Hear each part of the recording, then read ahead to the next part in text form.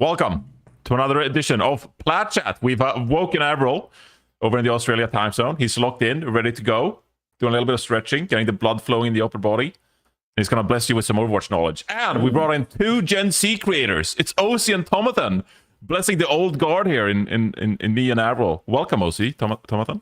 Hello. You're to rejuvenate life. You're to bring the young spirit. I don't even think I'm that young, bro. I'm like 20. I'm like 24, not the worst bro. generation. Not the worst generation anymore, thankfully. You know, whatever new one comes is the worst one. So you know, you passed that one. You're all good now. Fact. You know. I think 24 is Ankh territory, Tommathan. I think it is, but I play it off well, I think. So we're all good. You might as well be in the retirement home. 24? How are you not in a retirement village? This is crazy. How do you not have a full head of gray hair by now? That's I've escaped. I think your life is over, really, to be honest with you. Oh my God. Well, hopefully we have the finger on the pulse a little bit, because obviously you two are still popping off with your YouTube channels. Look, we haven't done an episode in like 3-4 weeks. Our channel was essentially dead. I went to Iceland. Jaws, I don't know what Jaws is up to. He's I don't know, playing soccer or something. I don't know. And so we just didn't have an episode for a while, and so we thought no better way to just bring Ocie Tommathan on, and we can chat about everything that's happening in Korea. Korea's concluded, like the regular season's over. Now we got like LCQ and playoff stuff going on. North American EMEA is obviously, you know, running. Got 3 weeks under our belt now, so we can just chat about all the regions and see what's going on. But before we get into the region talk, we do this members question of the week every time. So we have a member asking a question today. It's a long one, but we'll get there. This is not it. This is a live chat from Takishado73. Can you tell Tom to upload a video? It's so messed up. Yeah, there's a video out later, like tomorrow, low key, high key. So I got you. You were gonna do more regular uploads, right? Like weekly uploads. And then I didn't. But don't worry. No? Bi-weekly is pretty good. Bi-weekly's not bad. So Bi-weekly is not bad. Yeah, at least, yeah. At least it's on the regular. Anyway, we got Cryptographer here asking our question as usual.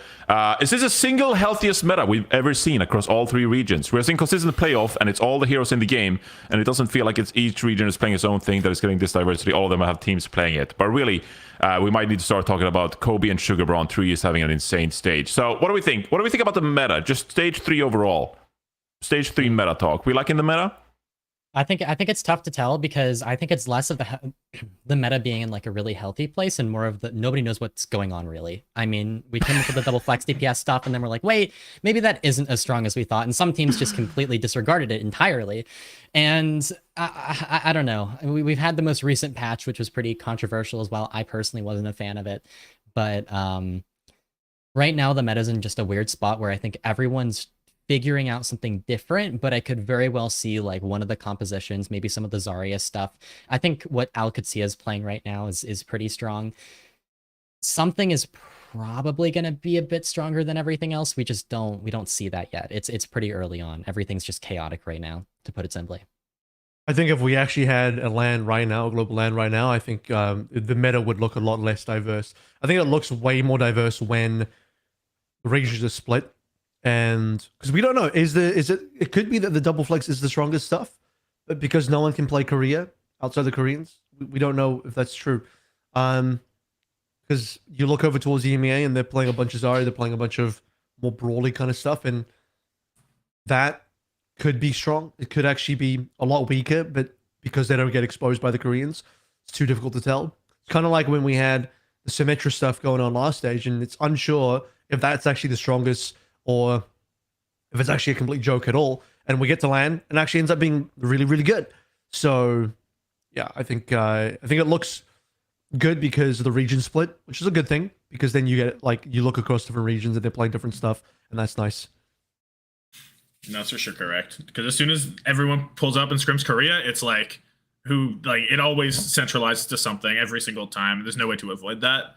So it's like whatever. And I feel like when at the very beginning, like double flex purely, not like I think hit scan needs to be viable in some capacity for you to have a healthy meta, because like double flex is cool and I like seeing it, and it's nice that it's doing things now because it's been hit scan hard, like Sojourn, Freya, all that for so long.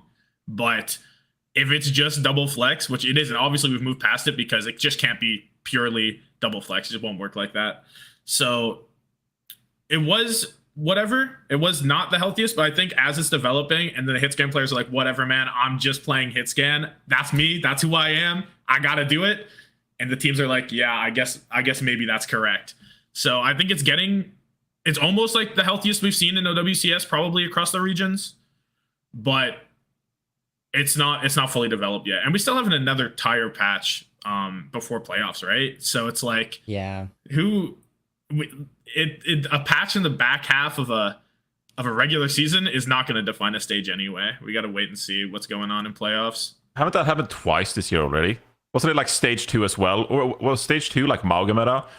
Where like we had a good, decent stage, I recall, and then like for playoffs, it was like the Ultimates running it down on Mauga and Twisted Minds too. They just like ran the lower bracket with Mauga or something. So it's not the first time we got a major patch in the middle of the stage like this. That's kind of like Overwatch history in general, just like big patches for important always moments. On something. There's always something to do with the patch. There's always something going on. Yeah. But like you guys said, I think it's hard to kind of gauge as well because all the best teams in the regions, they just play comfort for the most part and they can beat all the lesser teams. So if you're a team like OWCS, you're just like, okay, well, we can just rock up with Symmetra and we'll probably beat all the teams in this region. Doesn't matter what they play. And then you go over to North America. It's like, oh, put Infected on ball. And, Tree can flex a lot as well. So we can play like dive comps, stuff like that. So whatever these teams just play comfort, they're obviously like the better team regardless. And so it's hard to say that is the meta. That's just them playing what really suits their play style. And they can get away playing it against some of the weaker teams. Then you have bangers sometimes, like Liquid Space Station, for example, 3-2 series. So we'll touch on that later. But I agree with all of you that it's probably pretty hard to tell still because it's very much up in the air. Depends on what region you're in. Korea seems to really like Wu Yang, so great for them. But yeah, well, it's a little bit up in the air. Who knows if it would have been land right now. All right, let's head into the region. So we have so much to talk about. So I'm not even going to set you up. I'm just going to say here, OWCS EMEA Stage 3.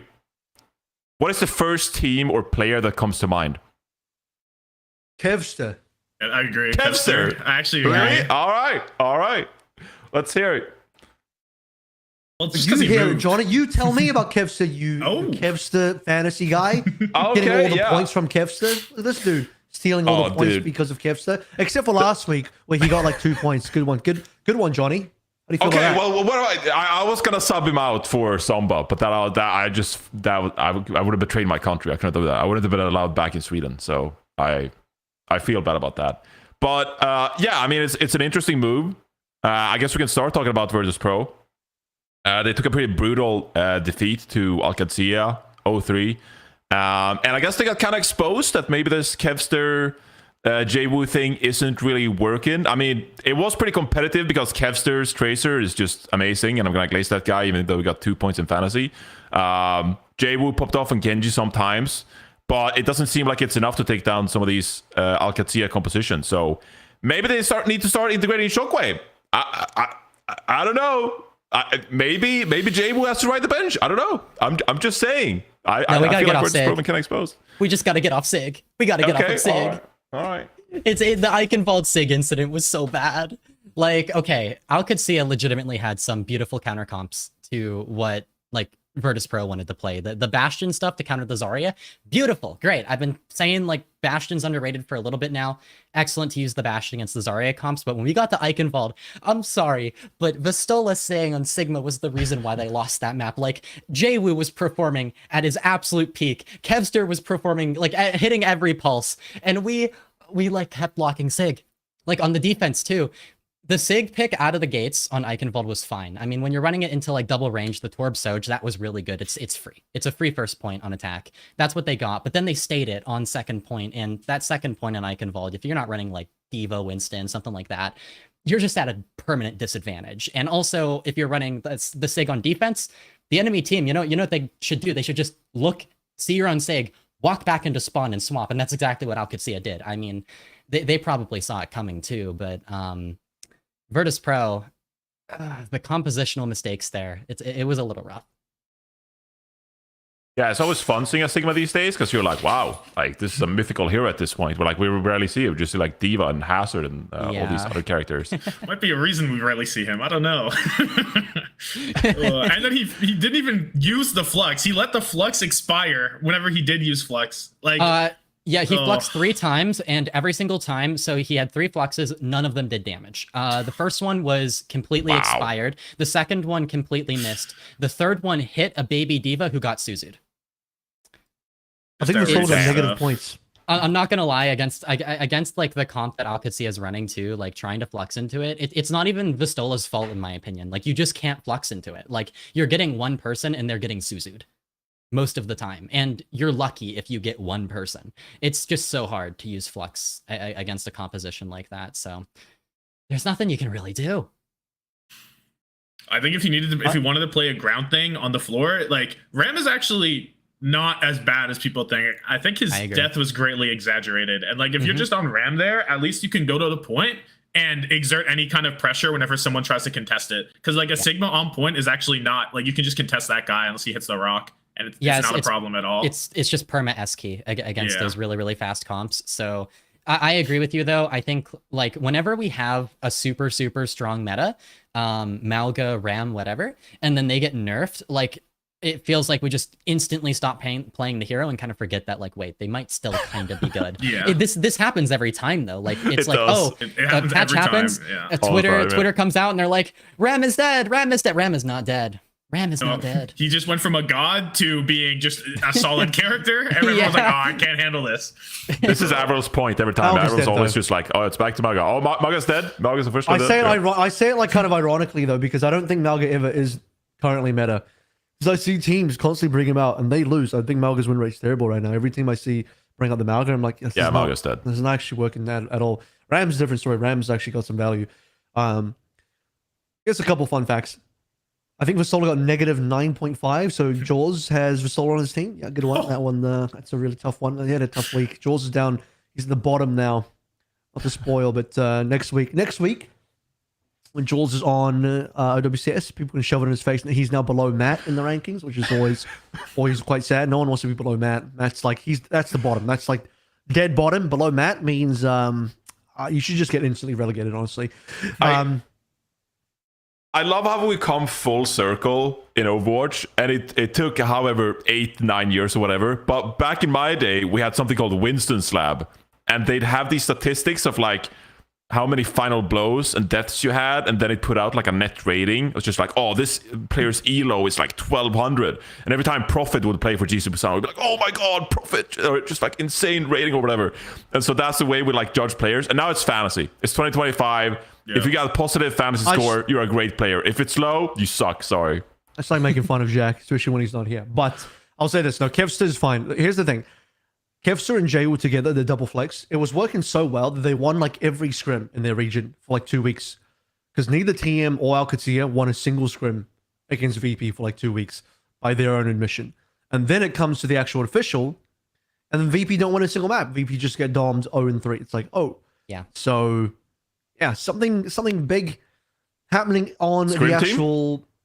actual matches, but also VP were winning up until this game. Like VP were everyone's internal top pick in terms of how the teams were looking at it. They were like, all the teams were like, yeah, VP is like the best team right now, and maybe they are a scrim team, because I don't know, but who do they play? Yeah, who do actually? They got a big game this weekend. They Gen have the G. game Yeah, this weekend. they have Yeah. the game. I think they got in their own heads after Ike. I think Eichenwald was the biggest boom ever, because Li Zhang legitimately super well played by Alcad, but you get to Eichenwald, that should have been Virtus Pro's map 100%. Could argue I that mean, the they- first they 2 weeks had of VP, they had nothing like that Or Mickey. hard to Yeah. play. Like Yeah. the Gen G game. Actually, the Gen G game, Dropping a taking game the to map Gen off G them was is- pretty rough.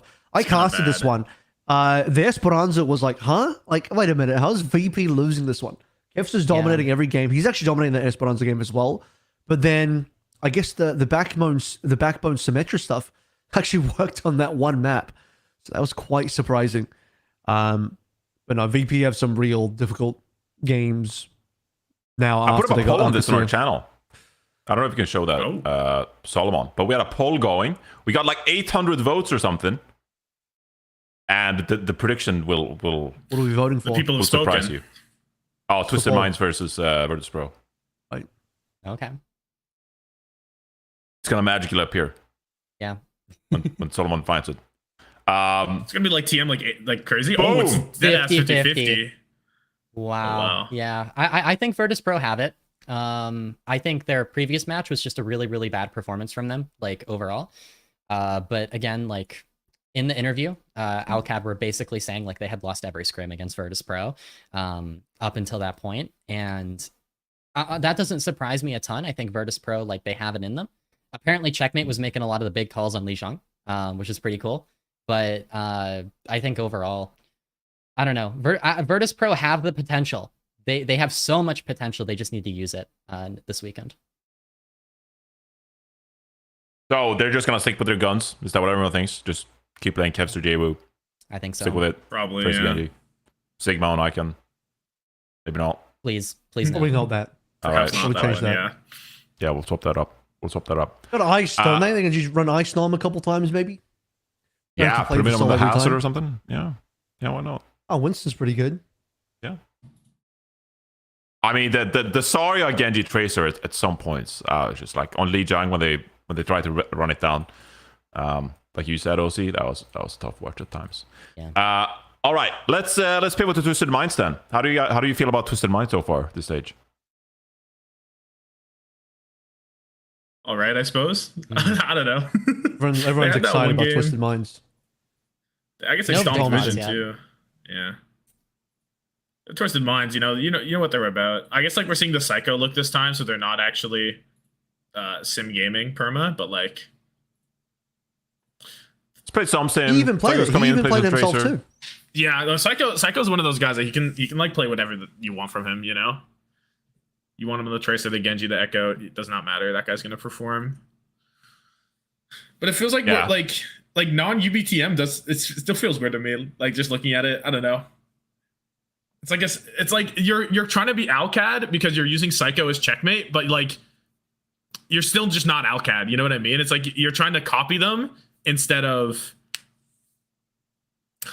doing your own thing almost. You know what I mean? Come on, Avril. Is this the second time we've seen an Alcad TM where it was nearly a reverse sweep? Yeah, they always go map 5. Yeah, they're always map 5. It's not that they always go to map 5. It's also Oh. specifically, it's like, it's a reverse sweep. Hang on, I'm checking the stats right now. I look at stage 2 EMEA, Alcad TM. Nope, Alcad, hang on, where's the game? Oh, Solomon's got it. Solomon's got it on lock. Oh yeah, this is the map 6. Yeah. Where's And stage then 2? they stage did have 2? that Saudi E-League Go down game to that was stage cancelled 2. as well because of the ban. Yeah, scroll down to stage 2. Stage 2 will be below Saudi. Yeah. Yeah, that station. There it is again. It's another reverse Yeah, sweep. almost reverse It's sweep, another yeah. almost reverse sweep. This is what I'm saying. Like, for some reason, TM always get themselves very often, as you can see from these results, very often put themselves in a situation with like, oh man, we're 0-2, we're 0-3 down against Alcad. It's time to fake reverse sweep, and they go for the fake reverse sweep, and then the final map, they don't actually reverse sweep. This has happened way too many times now. It's low-key a 6 storyline. True. I mean, it's EMEA, Falcons, Crazy Raccoon. At this point, every time Alcad are up 2-0 in the series, you're like, we're going to map 5, fellas. I'll see you in 3 more maps. I mean, this time they subbed in Chase and like, and they got 2-0 originally. Like that was almost a complete sweep on that Atlas on map 3.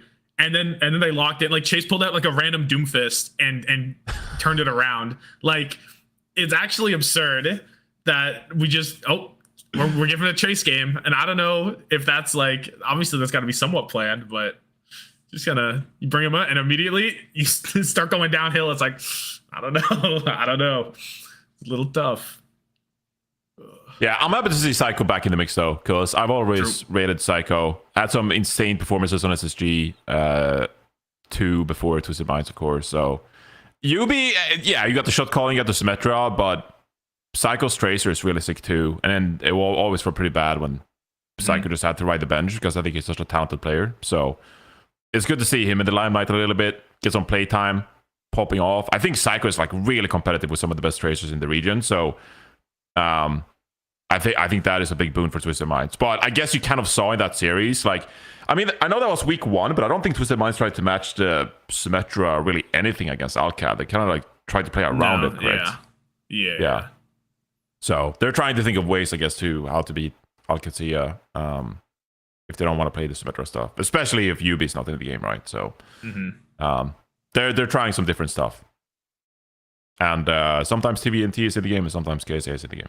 So sometimes Quartz just will win you a map because he's Quartz. So that's always something good to play for. Yeah, Kevster's like, Quartz is the best player in the region. So not a good meta for Quartz, though, in my opinion. But EMEA is still playing. I think EMEA is playing the most hit scan of all the regions. So do you think they're mistaken? I just think they have to, because they have so many hit scan plays that are like, well, we have Quartz and we're gonna keep him in because he's Quartz, so we're just gonna play hit scan comps. I mean, I think we saw a lot of it in NA though. Like, I feel like we're seeing more of it, especially now that Scissors isn't playing anymore, right? And like Chronic is playing more stuff. Oh, like, essentially they have to. They kind of have to, because they're. But even Tree was playing a lot of Hanzo and stuff, right? Like, I think the tails are definitely tipping more towards like 50-50, right? It's like 50-50 flex, double flex, or hit scan thing. Probably, yeah. Well, it's just like hard hit scan though. Like, he's not even playing Hanzo. You know what I mean? Like, yeah, same difference. If you're putting in cast, dude, I do not rate cast right now. If you're playing a bunch of casts, I think you got the wrong read. I think you're playing mega comfort if you're on cast. You know what I'm saying? Interesting. Like, I think it's good against the ball. I think you should probably play Sombra against the ball. I mean, the comp that is playing it on right now is good. Now. That is a take, indeed. Is it a take? Because that's what Korea does. Korea doesn't play cast against ball. They play Sombra against ball exclusively. That's interesting. I haven't watched Korea, so I would disagree. I actually think playing like Sombra into Tracer ball at least is really, really hard. If you want to, you can play the Sombra into the ball, but you have to ban Tracer. That's my opinion. I think cast just dies. That's the best case. The cast simply dies. 250 HP, you just die. Like, that's the thing. You play cast into Tracer ball. Congrats, they dive you and you don't live. That's legitimately what happens. You just don't live. So Korea does not play cast. To be fair, the two best ball teams are the teams at the top. Like, they're not like, is it? I guess like Proud's playing it a ton, but he low-key got exposed in that last instead game. of Cass. Yeah. Merit's playing Sombra instead of Cass. These teams are not playing Cass, is what I'm saying. Interesting. Somebody said, I feel like Korea's always had an affinity for Sombra too. I remember Stalker brought out Sombra in the Champions Clash. Was that what the first event was called this year? Like, Stalker just brought out like Sombra against Al-Qadsiya in the very first match, and I was just like, here we go, Korea playing Sombra. They're back at it again. Like, they just love throwing it out. So yeah, didn't like their Genji Tracer comps like devolve into like Sombra Tracer for a while too. Like, they just loved doing stuff like that. So Quartz is definitely way more comfort. Like, playing Cass, Brig, Bap. I mean, this is like, just protect the Cass and hope Quartz. Labda also needs comfort. You can even see in these clips here. He starts Tracer, ends on Sim. I mean, he can't play Tracer. Unfortunately, Labda, he's not known for the Tracer. So he's going to have to end up backing himself on a comfort. This is the thing with EMEA. I think a lot of these EMEA players are going to end up on comfort. SSG is probably in the same group because they've got Chronic on the team. Did they actually lost Scissors? Chronic's a crazy Sombra. So like, it's not like they can't play Sombra if they wanted to. They probably tried it. Well, they don't need to, because the teams they're going up against are not playing ball unless it's specifically infected. And he wasn't even doing it. Yeah. Tough is playing some ball. Yeah, Infected didn't play any ball in their series. So, yeah. But other than that, TM, what have they been doing this stage? I don't think they've had too many hard games. The Vision game is probably the only other game that's like an interesting one. Like, it was but so I funny. didn't even really. Well, that was the one where Vision almost took map 1. And then Violet decided to beat in spawn for fun, and then they lost, and then they kind of shit the bed for the rest of the series. I guess he got paid 10,000 for that. So that's he did. He has international buyers. It's true. Someone paid him to do that. It was like, you beating spawn, 10K, buddy. The EMEA region just has incredible storylines with the additional. No, that was the Alcad game. No, I got that wrong. That was the Alcad game. I don't know. I don't remember what happened in that game. He's doing it so often, you don't even know which game it is anymore. It might as well be every game. He's got to slow down a little bit, otherwise it's too obvious, man. Violet, you got to chill out. It's too obvious. I actually don't remember what happened in this game. You got to be like once every like third game you do it, and then it's not too obvious. Yeah. Yeah, I feel like Twisted Minds is probably still like the second best team in the region. And obviously Virtus Pro, everyone's hyping them up. got upwards potential. We'll see. But I feel like the top 3 pretty much remains the same in EMEA, sure. AVRL, to Smites, Virtus Yep. Pro. And then it's just a question of Virtus Pro if they can make it happen. If they're gonna stick to their guns, if they're gonna get in Shockwave. Are you all out on like Shockwave at all? You just like don't want to see Shockwave in the game. He's probably necessary on like escort maps, but how many escort maps has VP played so far? He's been subbed in. I know he's been subbed in at some point for Rialto. I think got subbed in for. Probably sounds right. And then beyond that, like I don't think VP have really played an escort map. No, that's the only escort map VP have played. So he's been subbed in one time. I do believe that in the other series, Genji in the Alcad series, if they went to another Rialto or Junkertown, I'm sure Shockwave would be in. And I'm sure with the meta slowly shifting away from the double flex, they're probably going to have to slowly reintegrate Shockwave. But do I think he's like necessary to bring in right now in every map? No, I actually think that's not a good idea as well. I think the double flex stuff, they're good at it. You can still run it. It's not like it's completely gone. So it's just not like as dominant as I think people thought it was. Even not even considering the patch, I still think like Hitskin was somewhat playable. You have Kevster Jwoo, you may as well go for it. No, go for it until you can't go for it anymore. Like that's what I'm thinking. Just give her. Yeah, I think it's a really interesting team because you're like, oh, do we want to like Kevster's playing the Tracer most of the time, but like, do you want a Kevster flex? I just think it's a really interesting problem to have when you have Jwoo, Kevster, Shockwave, and so they have a lot of tools at their disposal. Playoffs is what matters, and so obviously they can take their time, figure out what works best for them. And it's kind of clear that the meta is shifting a bit. There's a patch coming up. Like, it's just going to be absolutely crazy. So maybe we'll see what Virtus Pro do. We didn't talk about Alcazia, did we? How do we feel about Alcazia? They've been dominant. They had that 3-2 against Twisted Minds, then they 3-0 to Team Vision and Quick Esports. Doesn't feel like anything's new with this team. Like, they just keep on dominating. Landon said in an interview that the regular season is locked up. Like, they're just really confident. So I don't feel like there's anything game breaking with Alcazia right now. Not Definitely really. not. No, Junkbuck is just the GOAT. And then Checkmate's also the GOAT. Both of them are crazy. Yeah. I feel like that's pretty much it. We've seen some chase. You know, Jake is so boosted by Checkmate. I'll say it. He's so boosted by Checkmate just because of one Are you player. chatting about the fantasy stuff again? He's like Johnny, except Johnny is boosted by Kevster and Jake is boosted by Checkmate. You know, it's me out here with you my got 9 third to place, 5. right? Is this why you're salty that me and Jake are above you? Like, not more specific. I'm okay with you being above me, but it is annoying that Jake is above me, to be honest with you. But I got my 9 to 5 team. I got my you know, check in, check out 9 to 5 team. Everyone's contributing what they can.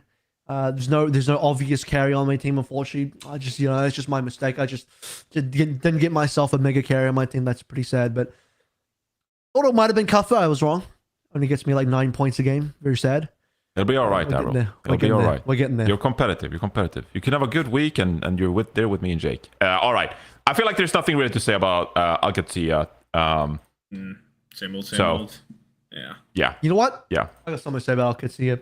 Oh. All right. Unbelievable that they decided in that game versus Quick Esports. Ha, God, banger. that stupid ass Hollywood. That just Best game of the didn't season, end. no? I was like, Best map of the season? And I'm like sitting there. I'm like, can this end? Like, I'm like, What? dude. I'm like, we got. This is ridiculous. I hate these. I hate the games where they just start trolling and no one tries anymore. And it's like, just end, guys. Let's just wrap this one up. Let's just 3-0 this one so we can go to the next game. This is just like being extended for no reason. No one's trying anymore except Checkmate. He's still trying, which is why he's farming points. No one's trying anymore. Calyx is going negative now because he swapped to Mercy. Like, let's wrap this one up, fellas. Dude, you must have loved Quick Esports against GG. That was a Did banger. I Like, do we that don't know what's one? going on. No, I skipped that. I was on NA this week. You skipped that one. Yeah, I don't blame you. I don't blame skipped you. that one. No, I was on. Yeah. I was on the NA region that week. So, base Yep. NA region. I click on Wikipedia, where I we see have- casters, we Avro, have Mr. On X. this game, on the Alcad quick one, No, yes. on the Genji quick one as well. You blocked it out your memory. Genji quick. Which one is that? Oh, yeah. No, you that did was a guess good that game. one. what he's No, that talking was a good about? game. Am I No, the crazy? No, Genji he's talking quick about game this is one. Oh. I'm talking about this game. Oh, yeah. Johnny's talking about quick GG, not Genji. Oh yeah, my quick. bad. No, quick GG. Yeah, quick GGA Oh, yeah, to be yeah. clear. Oh yeah. That That, was a that game was banger. fire. Let's talk about that That game. was. Johnny, you're the quick GG. You're the quick and GG expert. What have we got about these two teams here? I love quick esports. Skytor, respectable. He's trying to pull off the Winston Reinhardt 2 trick in 2025. It's amazing. And swaps over to ball sometimes, and it's makes you cry. So Why? quick esports. Here's a joy. Yeah, it's a fun time watching Quick. I actually kind of tangentially to Quick. I guess we can bring them into conversation here because we need to chat about like who's the best of the rest here. 4, 5, 6. It's definitely not Quick, but Gen.G, Peps. There's a few interesting teams here. I was part of a few group chats that had some messages about Gen.G after they lost 0-3 to Peps here. Which group chats are here we those? go. There's the banger series. Thank you, Solomon. This is the banger series right here. Croc's just running it down on Junkertown. It's a What do you Crocs mean you're world. part of some group chats? That doesn't. I don't understand what you're saying at all. What does that even mean? They have a group chat with What's the AVRL, context? is what he's saying. You're in a couple of them, and they're sometimes people throw out some thoughts and About Gen.G? yeah, one of them was about Am Gen.G. I one of the people throwing thoughts out about Gen.G? Was I in No, those? but you are in one of the group chats. That's all. Like, Jesus, bro. Do you want me to spell out the messages on the fucking live stream?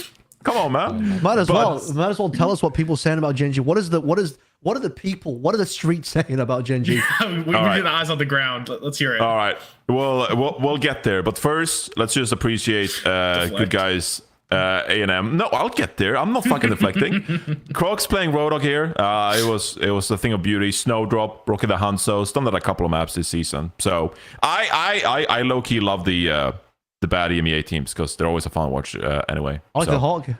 Why is Yeah. Crocs the only one that realizes the Hog is good? Am I crazy? Has everyone else not been reading the patch notes in the last 3 weeks? No one else knows that Hog is good. Hawk played What's some going on? Roadhog on King's Row. That's what I'm saying. Hog is actually Who good. else played? Like He's half good, the but it's Korean still teams, Roadhog. half the Korean, not even joking, half the Korean teams are playing Hog. Genuinely. Yeah. I'm not sure. I mean, it seems like people are just kind of ignoring it and coping a little bit. I do think the Hog is good as well. I do think Crocs' response to the interview was hilarious as well. They were like, oh, what is Hog's place in the meta? And Crocs is like, secret. It is secret. I am not telling. It was great. Yeah. I think they said is Two health Hog good, and bars. he's like no, or he just said they said can you explain the Hog? He's like no. And then he did also say Hog's pretty good. So I think he just tried to say Hog pretty good because Crocs Was it reads patch notes. He simply reads patch Well, notes. he's just he a knows hog is guy. good. I don't think it matters if it's good to him. He's a big hog guy. He is a Hog guy, yeah. Done this dating back to last year. Yeah, I think was it Al-Qadsi as well? I think wasn't Diva banned on King's Row and Sead play it, or was it Twisted Minds? Either of those two teams. Mixing up Al-Qadsi and Twisted Minds. I'm not the first guy, so don't be mad at me. But one of those teams, I think one here was banned on King's Row, and they play Roadhog or something on King's Row. So it's seen some playtime here and there, for sure. But anyway, getting back to the partner team that is Gen.G. I mean, my God, I've loved following them in stage 3 so far. It's just an up and down roller coaster. It started off with them playing Exodial Tracer and Backbone Reaper or something, and it was miserable. It was one of the worst things I've seen. But then they kind of find their way. They're like, okay, we picked up Backbone to play some Symmetra. Exodial, you spent some time on the Freya, but then quickly realized that Sojourn is actually one of your better heroes. And now, I know they lost 0-3. I think that series was more competitive than the scoreline suggests. And I think they're starting to find their groove. So from here on out, also, Peps is a good team. I'm just saying, Peps is a good team. So I don't think Gen.G is going to get relegated. I think they're going to beat GGA. Actually, they might be in relegation, actually. Yeah, no, never mind. They'll beat GGA, though. They'll have 2 wins. I think they're going to lose to GGA. I'm all in. I'm genuinely all in on Crocs. I'm he's the good. same way. I'm all in on my players, on my old players. They're gonna beat Gen.G, and honestly, it is so unbelievably cooked with Gen.G. Gen.G, they dropped the map to Quick Esports. They dropped Hollywood. It's so done. It's so done. And Reinforce, I hate to say it, it was not an up and down roller coaster because there was no up. We're going down. We're going straight down. The up was Well, they the beat up is that quick. they beat quick. They actually beat quick. That's the They that's beat an up. quick, but like they God. lost the map That's to our quick. up. Is it up? That's our up. That's Oh the my up, goodness. guys. That's the up. We're on my God. Bedrock, Speed bro. bump. What do you mean that's our Some up? roll. You know what? Not every roller coaster is Six Flags. Some roller coasters are for little children. They're little kid roller coasters, and they have a little up, and then they go have a little down, and that's the whole roller coaster. You know, so that's where we're at right now with Gen G. Little roller coasters. It was a small up, but yeah. I don't know. I think they're getting better by the week. God, I just hate myself for speaking True. right now. They're True. improving, are But they? they are I getting better hate by the everything week. that's coming out of my That is mouth. probably true. That is probably true. I want them to admit that Wu Yang's a character that exists, though. I don't think they've done that yet. Still, I think they don't know about what him. the fuck is going on there? Dude, I was saying this on cars. I was like, so Crispy can't play Wu Yang or what? Like, what's happening? They only support ban. They always ban Wu Yang, and they're perma protecting Crispy's Lucio. Perma. What's happening? I think Lucio Kiri is honestly where the meta's gonna go. I feel like the speed is just so valuable, to be honest. So I don't even think you need to permaban the Wu Yang like that if you want to play it. Like maybe that's hate from me, but I don't know. They're scared of having their tracer banned because FD God does play Wu Yang. You know what's insane when FD God is the one that's like, no, I can flex off Lucio. I got this. It's like, whoa, Yeah. FD's the one that can flex off Lucio. What? Well, we'll get to that too. I love that. I love that for FTGod. I'm so happy for him. For Gen G, I'm gonna absolve myself here. Don't hold this against me because I was away for a couple of weeks there, so I had to catch up, skim through the votes or whatever. Canale is on this team, right? Yes. Am I wrong? And so is someone They by have the name four of supports. Gara, who They have four I supports. don't know. Yeah. Well, lurking, but I don't think I saw Canale in the game once. I at least thought we get like a map or two of some double flex or something, but they've just been hard looking crispy on the Lucio. And fair enough, Lucio's a good hero. Has been good since the inception of Overwatch, but still getting a little creative with the backline here, like you suggested. I was still a little bit surprised that they I don't just mind haven't them. tried that. They don't need to run Gara or Canale, but like of Crispy Sky duo, they need to work out what's happening in terms of the hero pools. That's all I'm saying. Like, I don't think you can get away with only playing Lucio Kiriko and then not really having anything to play once Lucio gets banned. Lucio's going to get banned at some point True. in every series against Gen G. You just What's gotta gonna happen? do They that. just Don't got to worry cop. They just got to cop that one map loss, which would be fine if they were like an unbelievably elite team. It's like, oh, I guess we'll just 3-1 salted the earth every single game. The problem is they're getting 0-3, so I think when you're getting 0-3, you can't afford for one of those 0-3s to just be like, well, we're probably going to lose, but now we're really going to lose because of hero pools. Yeah. I think also any team that is relying on protect banning the entire match is just they're just doomed to failure. I mean, how I think about it is you're basically throwing away whole mechanic. You don't get to play the draft phase because your hand is forced every time. And you're super predictable. Like there's no surprise element that your opponent just knows, oh, they're protecting support the entire time. Okay. The same thing happened with the ultimates too. And it's just like you basically don't get to ban. That part of the game is gone and you lose your advantage in terms of getting first ban as well, because it's just your hand is forced every time. It's like, well, if we get first ban, we're just going to protect.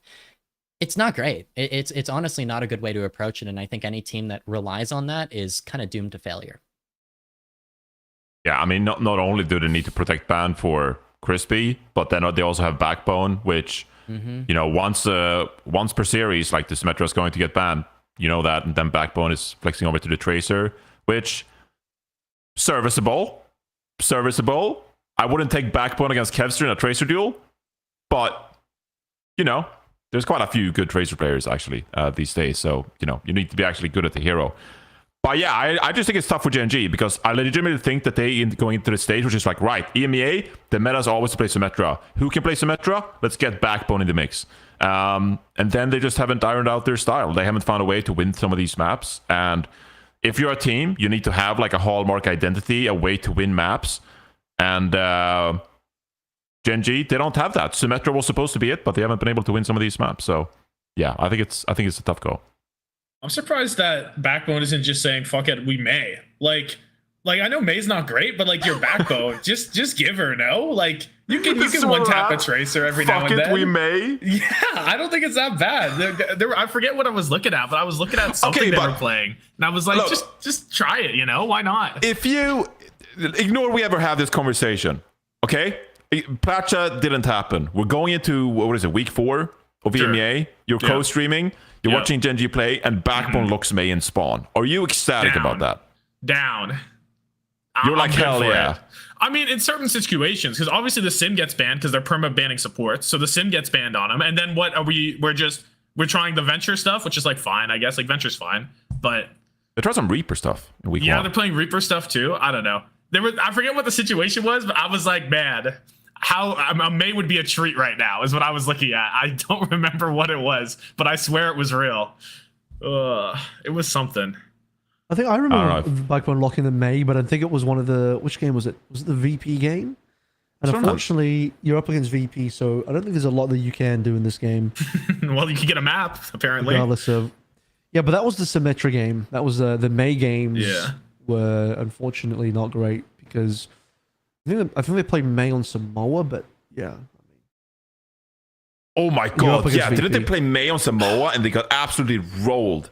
Did they? Like, they tried to like wall people off and they couldn't even wall people off and they just got rolled. I swear I'm not crazy. I swear I'm not crazy. There's a May angle somewhere. We just gotta find it, guys. We just gotta find it. I think it's later down the line. May is good to D.Va.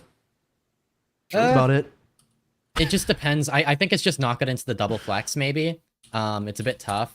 Like, if the fights are slow enough and you can like have the May hold an angle and like kind of play from that, I think you're fine. And also, I think the playstyle, like the era of just playing to wall off the tank is over for May. It's not really like that anymore. She's kind of just like an off tank that holds an angle and does her own thing.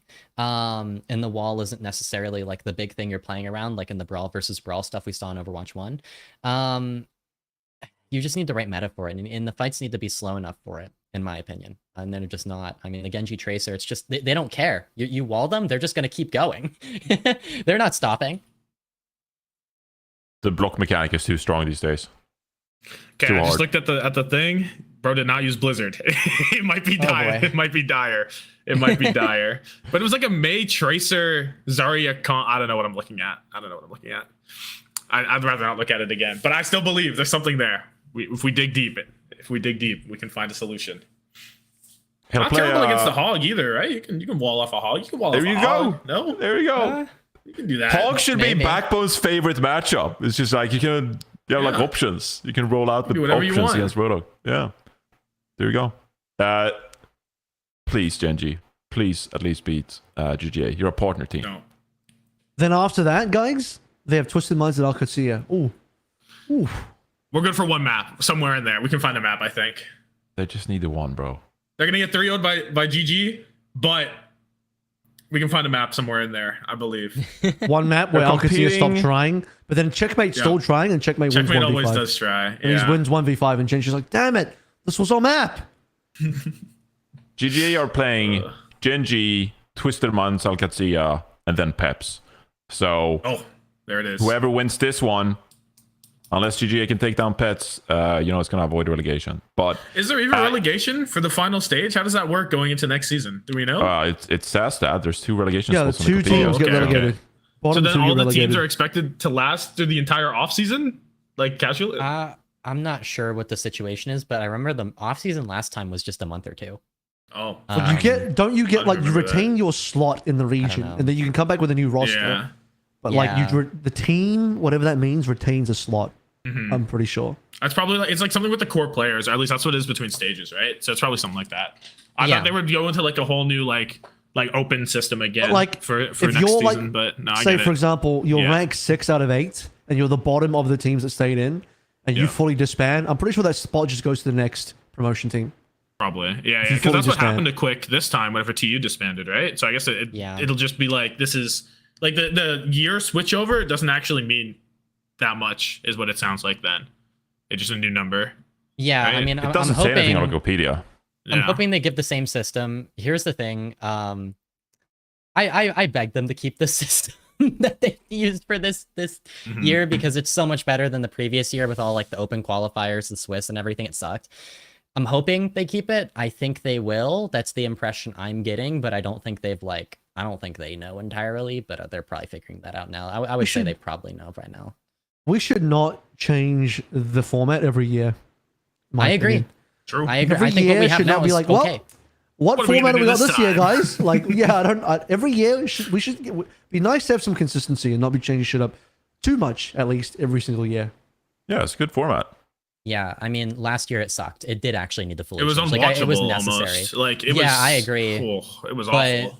what they have Oh, the now, Swiss I mean, Sage. they've the got 2 to weeks of keep groups? this. The 2 weeks of four team groups. It's like, Yeah. oh my goodness. And then we're all And mini 1 double week was elims. the- You get, oh my god. Dude, yeah, the last year, that was so ass. You'd have the best teams in the group, like 3-0, some 4th seed team. Yeah. And then the second week of groups would just be like mid teams playing each other to qualify for playoffs. Yeah, And then, they cooked with this one. This format is. yeah.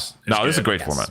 Yeah, Yes. so I think we're all for keeping it. But yes, you do have a good point that if they're going to do relegation in, I don't know, November, and then who knows when they kickstart, like February, I guess that's 3 months of keeping a Yeah, team because the together. last time the relegation teams play, they'll do their face it thing, right?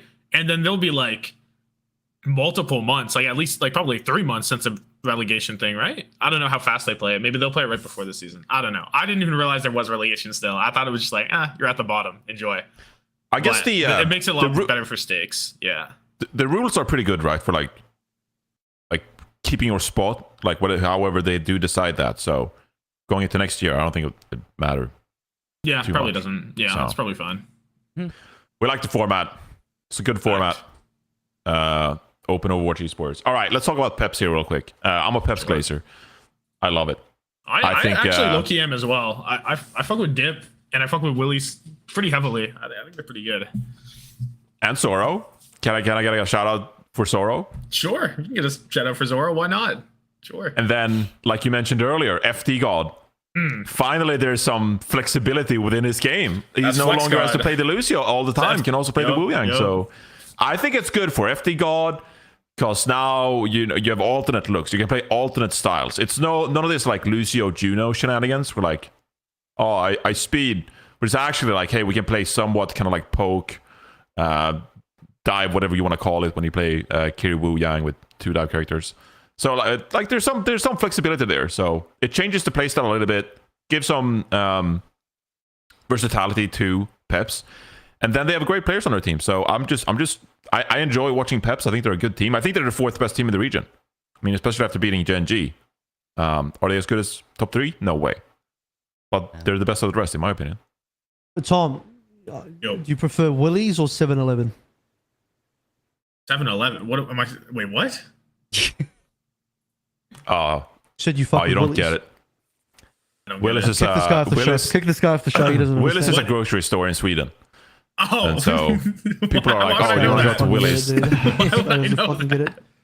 Oh, well, you're just a fake. You wouldn't. No, you're No a one fake would know Willis that. fan. You're Why a would I fake- know this? Yes, you would know that. No one if you're would a know real, that. all the real Willis fans know this. All the Oh, fake my Willis bad. fans, you're I'm a officially a fake Willis I'm a fan. fake, I'm a you don't. fake. You do not fuck with Willis. Stop lying. My bad, If you my really bad. fuck with Willis, you would have known. You would have known.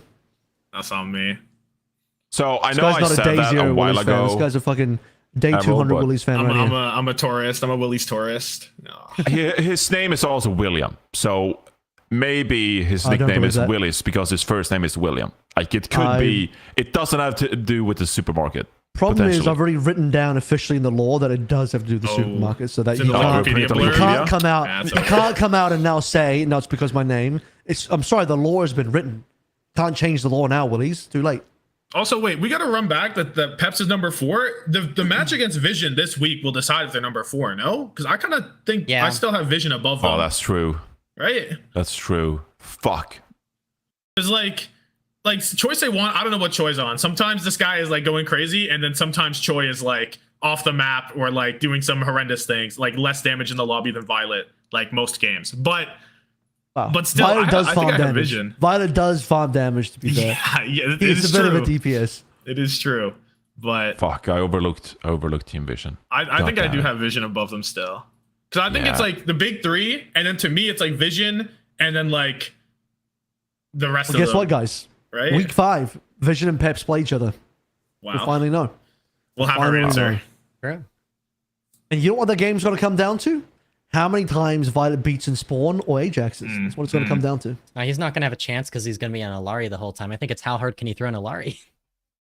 He is playing a surprising amount of Alari, like a lot. Like, He why likes is to do this what he so wants. bad? It's just So- because he likes it. he's- It makes no sense, but No, that's because he's the GOAT. He's him. He's allowed to do that. Every other map is like, oh, I gotta pull out the Alara. It's like, what? Why? Why? No, you're right though. I glazed Vision a lot going into this stage. I also am a choice of one believer as well. So yeah, Vision might be fourth best team actually. God damn it. Oh, and it's not gonna get any better because Pepsi is gonna lose to Arcadia this weekend, and the stocks are gonna go down. The public perception of Pepsi is gonna go down. So I actually hate that I put this out now into the public. I should have waited. And Vision's gonna beat Quick, and the perception's gonna go up. Oh, it's perfect, Johnny. Actually, dude. perfect, Johnny.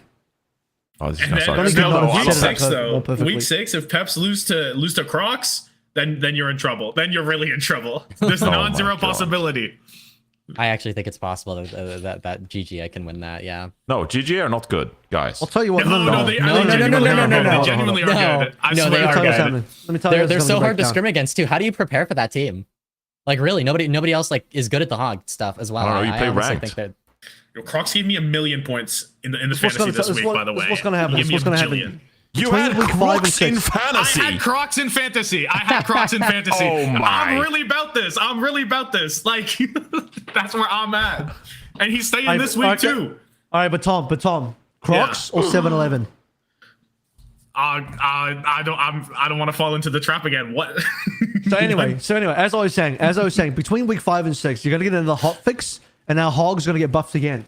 Now his crit damage is gonna be 4 times, and his hook is gonna have infinite range, and he's gonna have 100 more armor for no reason. That's what's gonna happen to the hot fix. That's between what week 5 and Crocs already 6. has that passively. Like that's just what he has in the lobby naturally. That's who he is. He's good for it. Then he's just gonna be even better. He's gonna be even more how legendary. Broken. How broken. How much does it cost? He was 16. He went up to 17. Oh my god. My roster went up 4 points between weeks. I'm actually rolling. We're playing our own OWCS talent fantasy where we didn't buy any players. We just drafted everybody. So everyone's Are you using free. the same point system? Everyone is free. Like No. In it terms was of snake earning the draft. points, no, like snake draft, and now you can you're just talking pick about up earning and, points, Tom? yeah, like earning points. I think Oh, so. yeah, I think earning we're points. doing the same thing with Because every earning time points. it appears, I'm like, what is even happening? To be honest, every time it appears, I'm like, yeah, we're what? Well, we did a draft. We did an internal draft of players. Yeah, we didn't buy yeah. any players. We just fucking drafted them all. and it was snake got- draft. So some rosters doesn't Well, that's a make cool way sense. to do it. No, Because that's you can't fire. have duplicates, obviously. Yeah, So yeah, like, yeah. I have Kevster, no one else can have Kevster. But it does mean that there's some, you gotta make a 5th pick at the end of the draft, and that's usually a player you wouldn't have in your OW fantasy roster, which is why sometimes they show the rosters on broadcast, and you're like, wait a second, Like, what am I this looking player's at? picked up? Yeah, exactly. Yeah, yeah. Damn it, I already picked up 2 Twisted Minds players for this week because they have a double header, so I can't pick up Crocs. Sorry. Oh, you've already missed your opportunity. Like I have. I'm stock's late to the already party. up. Yeah. Yeah, stock's already up. Yeah. Gotta wait for the next low buy. I had Skyle for a bit. Skyle's been risen Well, that's in pretty value, good. but Yeah. that's pretty good. See? I'm not washed. You have Anyway, Hawk on your team. He's farming. What are you complaining about? yeah, Hawk's okay. been Well, I'm farming not talking points about for you. 2 different fantasy teams here, Yeah, Abo. there's I got multiple 2 different fantasies. ones. We're running in Multiple parallel. Yeah, fantasies.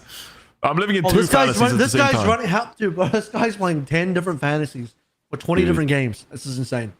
Yeah, I quit NFL fantasy just so I can make more time for Overwatch fantasy. This guy's got a That's command terrible. center at home with about like 20 different computer screens. So he's got the whole like XQC moment going on. I have my own 3 analytics team. Xboxes. Consoles, 10 2 GameCubes out monitors. there. So holy, he's just running every single fantasy. Satellite. Man, dude. Oh yeah, it's great. It's great. I got 2 people running the numbers for me. Excel spreadsheets, array formulas. It's great.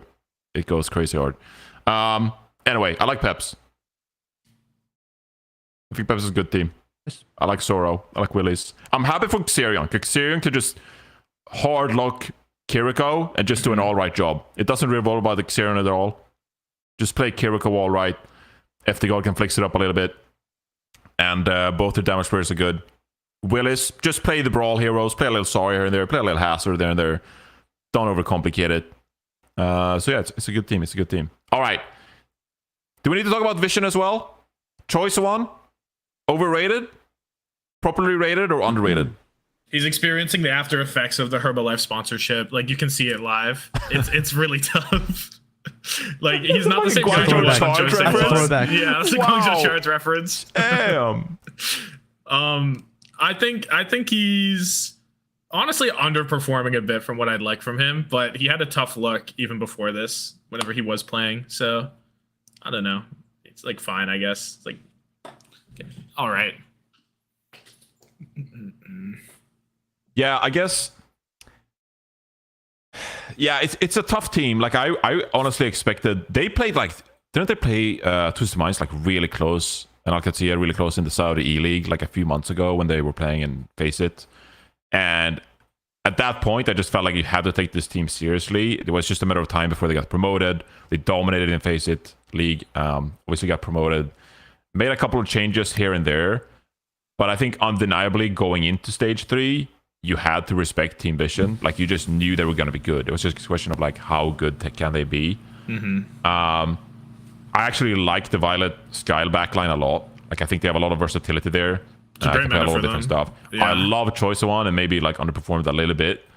And then Cookie just play the hit scan, right? But what do you think the roof is? Like how good do you think Team Vision can be? 4 maps against any of the top teams. I don't think they can go 5 in this stage. It's like they can get a map probably, but I don't think they have it to actually have a like a map off. You know what I mean? Yeah, I mean, agree. they got 3-0'd by Alcatia and Twisted Minds, yeah. Yeah. So it's like, and this is also like a pretty damn good meta for them, right? Like I can't imagine it gets much better. Probably, I guess like it's kind of bad for Cookie. I guess it's kinda is bad the for only Cookie. thing. It's like Cookie on hard hit scan is like ideal, but I guess that's the only thing. But like the backline, like Kiri Wu Yang, and then let Violet fuck off, play Alari, do whatever he pleases, and it's like it's good, you know. And Tom is like a Winston guy, right? Is that it? I don't even know Thomas like hero that. pool is like really weird. It's like kind of everything. Thomas New played gen a bunch of tank, everything, right? to be Just honest. standard new gen tank. That's like, Kinda. yeah. I think Tama likes the Winston, the Diva, the Hazard. Those 3 a lot. Not 100% sure though. I saw Tama play a little bit. So I can't say I know the full hero pool. We'll kind of get an idea, I think, as time goes on though. Yeah, even we'll at their see. best, I don't think they're reaching the top 3 of EMEA. Yeah. They're playing quick. They're playing Peps. And then they got Virtus Pro in their last week. 3 probably, right? Oh, They can get 1, maybe. I said they can get 1, so maybe they can get 1. maybe. Playoffs is going to be banger. EMEA is low-key the best region. Maybe. Disagree. Because there's 3 slots, and NA has 4 teams, and EMEA has 3 teams. So NA is by default the more fun region. No, Okay. All right. unless you're gonna say Nightmare is not a team, and then we got to throw hands. So contractually I'm not obligated. saying anything. Depends. I'm not saying anything. Okay. Are Calm we up to down. NA yet? If we're up to NA, we can have that discussion. Yeah, Okay. let's we get up let's to head NA. over to NA. I think we caught everything in EMEA. I'll also speed up a little bit because I don't want to be here all night. I'm sorry, I'm dragging on a little bit here. But yeah, let's chat about NA then. So Is GK Nightmare haven't a played anyone who real is remotely team? good. True. What? Wait, They played Nightmare. they played Nightmare. That was a good 3-0. See, he's already That's answering your fine. question. Yeah. He doesn't think Nightmare's a real team. That's why GK hasn't played any good teams. Oh my goodness. true. Well, Truth okay, comes out. if Yeah, PK's internet actually worked, maybe it would have been closer, you know, like oh, that was so tough. unlucky. That was Yeah. tough.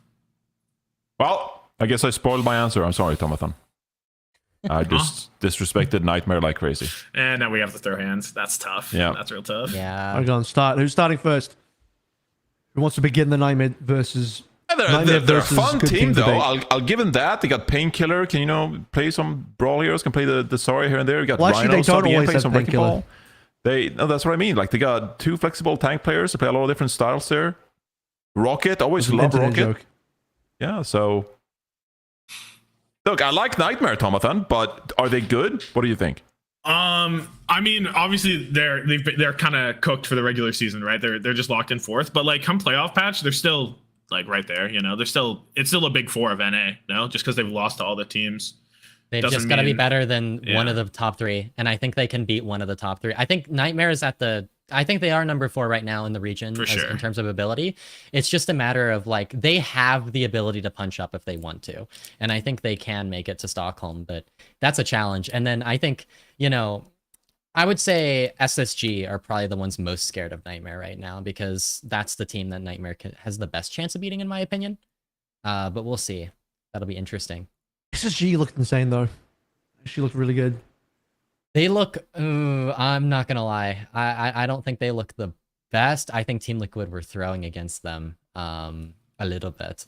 A slight amount of trolling was done. Team Liquid looks super good. I think Liquid have their slot locked in as long as they don't do what they did against SSG and no more soldier incidents. But you know, yeah. If Lip can't make it work, Tree, you ain't making it work. I'm sorry. I'm so sorry. It's just not happening. But yeah, no, I really think Liquid have it in. GK probably have it. SSG are at the highest risk of getting upset by Nightmare. GK kind of just coasting right now, low key. Mm-hmm. We gotta see what's cooking. What are their actual games are week 5, 6. So like then we'll get an idea, and then the meta's gonna change after that. Because if Nightmare get like a Seeker cast patch, like it changes everything. No, it changes everything. Yeah, Seeker on Soj and cast. I mean, we're back. Yeah, and then also SSG are honestly a much less flexible team than Nightmare, so that's something that could hurt them come patch day. But you never know what's gonna happen. Imagine back to back, SSG don't make land by 1 spot, and it's because of Nightmare. Nightmare's never not made a land in the history of the franchise. They've been to every single land, by the way. That's insane, actually. So like this would be the first time they miss. That's an attractive statistic. Including last year. That's including last year because they weren't a thing for DreamHack Dallas. They didn't exist, and then they made EWC, and then they made Stockholm, and then they made China, and then they made EWC. Oh shit! Wow, they've actually made every land. Yeah. That is insane. So what? We just need a nerf to like Hawk's hero pool. Yeah, Hawk is Thanos. Yeah, you do need a nerf to Hawk's hero pool. That is kind of true. There was a brief moment of Hawk Winston, I suppose, but for the most part, it's been like Zarya, Diva. Yeah. It's just so good. Sugar Free is still him. Yeah. So I think this task is a little tougher than. I'm not convinced that Nightmare has a chance against SSG. They're definitely not the favored top 3 right now, for sure. But it's like, we'll just see what the patch is. That's kind of where we're at in the regular season. It's just like, see what happens for next season, for the next Overwatch season change. Yeah. So, Nightmare, this week, actually for the remainder of the stage, they're playing Sakura this week. They're playing Team C, week 5. And then they're playing Extinction week 6. So this is the time to just rack up 3 wins in a row, right? Against what you consider to be the lower competition in the region. So yeah, Sakura and Extinction will put up a fight, though. I don't think either one is going to be like easy to beat necessarily. Sakura in particular, probably they're pretty solid right now. So I know they are taking Sakura seriously, from what I know. So we'll see what happens. I think Nightmare have it, but it's not like a walk in the park. Sure, they went to 5 against Extinction last season, so who knows what happens this time. It could just happen again against Sakura or whatever. They did lock Mercy, Lifeweaver, and Watchpoint Gibraltar. That may have been Nightmare's fault. A little bit. Little bit. Oh, I casted that match. That was one of the worst maps I've seen. That was a throw. That was terrible. Yeah. All right, so Nightmare, kind of the 4th. SSG, they're kind of like doing their thing. Hawk is back in the mix. Looks good. Sugar Free Chronic still pops off on the Freya.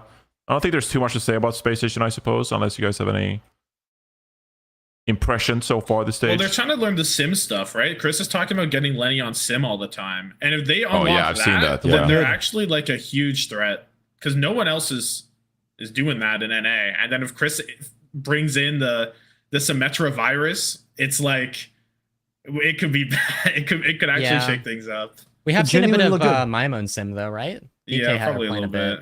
Yeah, but that would be pretty good for SSG. I think also, Chris understands that SSG have a bit of a lack of flexibility here, and if they can play the sim, then they can just like force the comps they want to play more. I mean, sim is like kind of the hero for forcing comps that shouldn't really be good otherwise.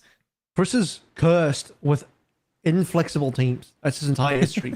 Every team Chris is attached to is like, yeah, this team is not flexible at all. That's what he's used to. It's just different levels of inflexibility, he's had teams that like we're just a Ryan only team, and he's had like a kind of dive team that doesn't play anything else, but is also not winning a dive, and now he's got this team who only plays off tank. But the sim is actually looking pretty good, and I don't, we talk about like, oh yeah, maybe some of the other teams in NA. My Moan's playing sim. I don't think it's the same because It's not the same. they don't have like the experience being brought over from EMEA. Chris is very experienced on the sim, even before the whole EMEA stuff, going all the way to London Spitfire. Like, this guy's known sim for a long time. So, yeah, it's like it's not the same. When I'm watching SSG pull out the sim versus Team Liquid, I'm like, wow, they're actually like doing genuinely good sim plays, catching up plays with sim, moving around the map like you'd expect like a good EMEA sim team to. So, really interesting seeing that in NA because I wasn't ready for it. I wasn't ready to see an NA team move around with sim like that. Yeah. I wasn't familiar with the game. It does feel like they're like Christopher is trying to explore like what is this team capable of, because I think there was one new Queen Street. They played like Ana, Wu Yang, CJ Lep, Chronic was like on Sombra or something like that. Sugar Free is over on the Symmetra here, the gameplay we're watching right now. And then, like you said, they did play Symmetra on a King's Row. I think they played like Kiri, Juno, because Lucio was banned. And so, like, there's some versatility there. They're trying some different stuff. You could very easily just have everyone play Comfort, and I think we've seen that when Chronic plays the Freya, Sugar Free's on the Tracer, Hog's on the Diva. So, like, they can play Comfort that way, but it seems like they're trying to discover ahead of the playoffs what this team is capable of when it comes to different compositions, which is always a good thing. But I think we'll see as stage 3 comes to a close that this team will probably focus on one or two comps that fit them best. And it's, I guess, like a matter of time if the Symmetra is going to be reliable for them against teams like Liquid, for example. So what's really incredible is that the Diva ended up being the far better look for Hawk over Zarya, when I think Hawk was mostly playing Zarya up until this point. So I expected a lot more Zarya, and it wasn't quite there. So Hawk was winning. Every time I saw Hawk bring out the Zarya, I'm like, if he can just play Diva, he'd actually probably win more. Because the Hawk Diva look was very strong. This map was very back and forth as well. I think all the maps outside of like the new Queen Street, for a particular reason, was very back and forth. Rialto was an unbelievably insane map. I think both Kings Row and Rialto were crazy maps in terms of how back and forth they were, how much time bank both were. To be fair, both teams really got rolled over in the defense. It was just really the attacker side story. Both teams couldn't defend for shit. But Liquid showing how flexible they are. Pretty much. Yeah. Pretty much. There's a C9 best in match there. of stage 3? Probably So far, yeah. Probably has to be. Even though it was one C9 away from being a 3-0, you kind of just have to call it the best one, I feel like. It felt more exciting than Alcad TM did, at least to me. So I'd say watching it, it definitely was the most enjoyable. It was interesting for sure. Yeah, I put it up there just for the comedy element as well with New Queen Street. Tree was committed. It took Tree longer to swap than Lip too, which really surprised. Like That's impressive. I did not think it took until final fight. I mean, when Tree finally swapped, they just immediately lost, and it was a Vega Ajax to end off the map, and it's like you cannot. This cannot be worse than this. And also, how does Vega manage to Ajax like every match? I don't know how he does it. Like, it's not even at key moments. Like, they had already basically lost. Like, it didn't really matter. But Vega just pulls out an Ajax every time somehow. It's kind of great. I love it.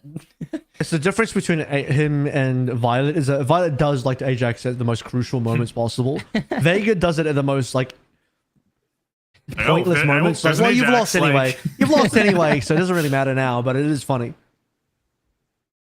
Yeah, I think it was tough because they were pushed to spawn, right? Since you're gonna have to pull it, but took like a big shot or something, like a big headshot, and then Hawk just chased him down while it was speeding or something.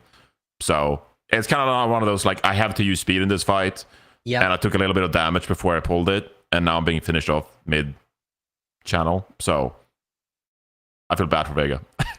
I swear there was another Ajax in the series. There might. I swear there was another one. Remember. I remember there being two, but I can't remember when the other one occurred. We almost had a. I probably have it written down. Ajax. I can it almost happened. I think it was. I trust Tom on that one. I definitely would have it written down, so I can look. Future video. Yeah, 3 weeks later, 1 month later.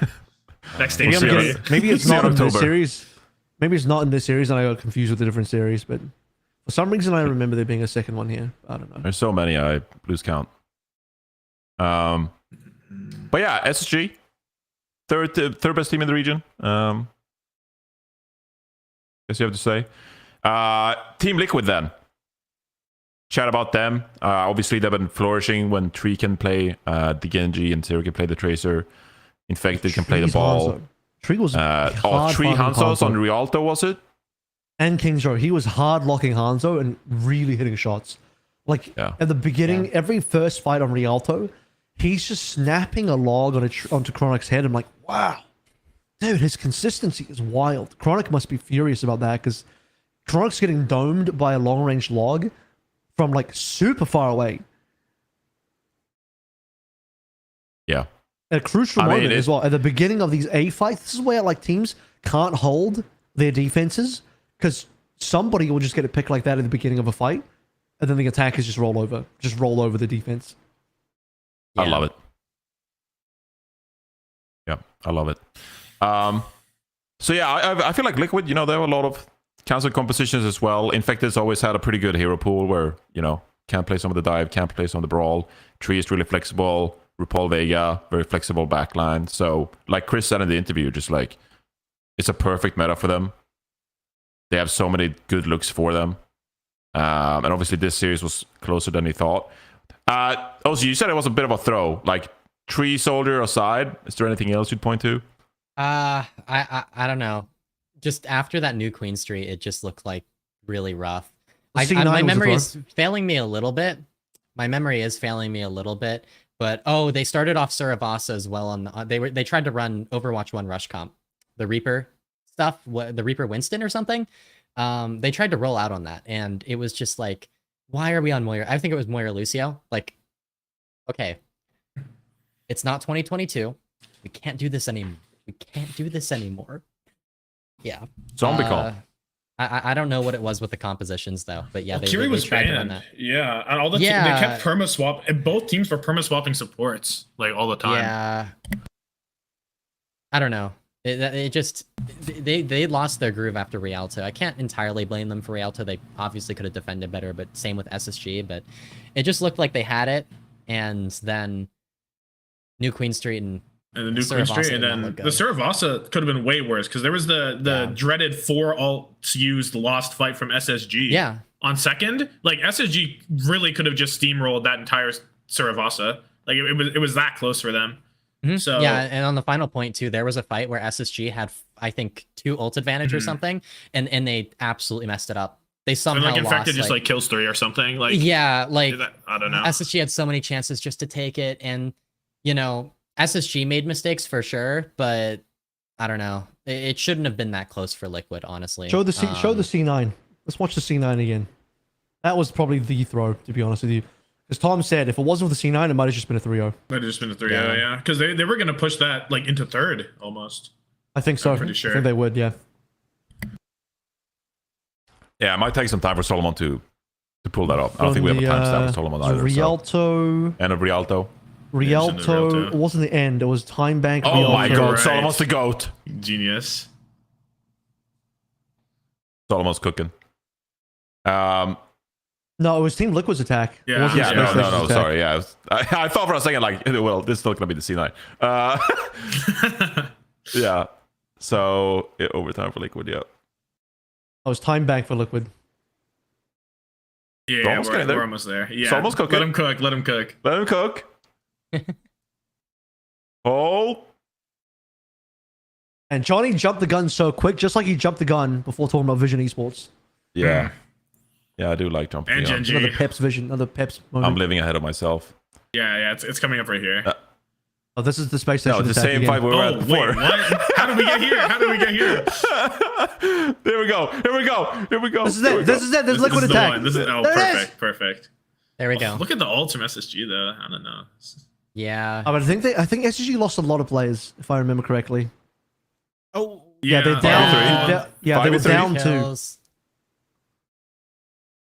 Well, down Yeah, two, and that's, Hawk was about to lose mech. That's a certified seed. And then. they still have B, right? Yeah. Oh, No, I think the they Vega just used popped it. The They Vega just used popped it. I mean, maybe it's not that clear cut, to be honest, but it's definitely possible. Oh, it's a C9. You had 5 members alive. Well, yeah, it's a C9. It's a C9, but I don't know if it like this is looking like pretty stallable because Vega's dead. They have a remake, right? Yeah, it was Left still almost winnable for back with Space B. Station. It was winnable for both teams though, but yeah. yeah. I don't know. That didn't stand out to me as much as New Queen Street did and as much as Saravasa did. I think those two just like it caught me so off guard and I got so mad watching that I just forgot about the C9. That left my memory. Do you want to blame someone? Who should we blame? Hard to see because we're watching a baiting Genji, right? But For the C9, I'm not sure. I'd have to look back, honestly. We have to get the depends on- actual top-down view. It We need the shouldn't have Tommathan been. view. Honestly, I don't think it's up to Infected on the Winston to touch there. I don't know who's anchoring, but I think the Genji's blading. What I think the issue might have been is they had Genji anchoring, and then when Genji went blade, nobody else took anchor. So Winston and Tracer left. It should probably be Tracer, maybe Winston and Cart, but I think Tracer and Cart probably. What you need to do is blame the Brig, even though they didn't have a Brig.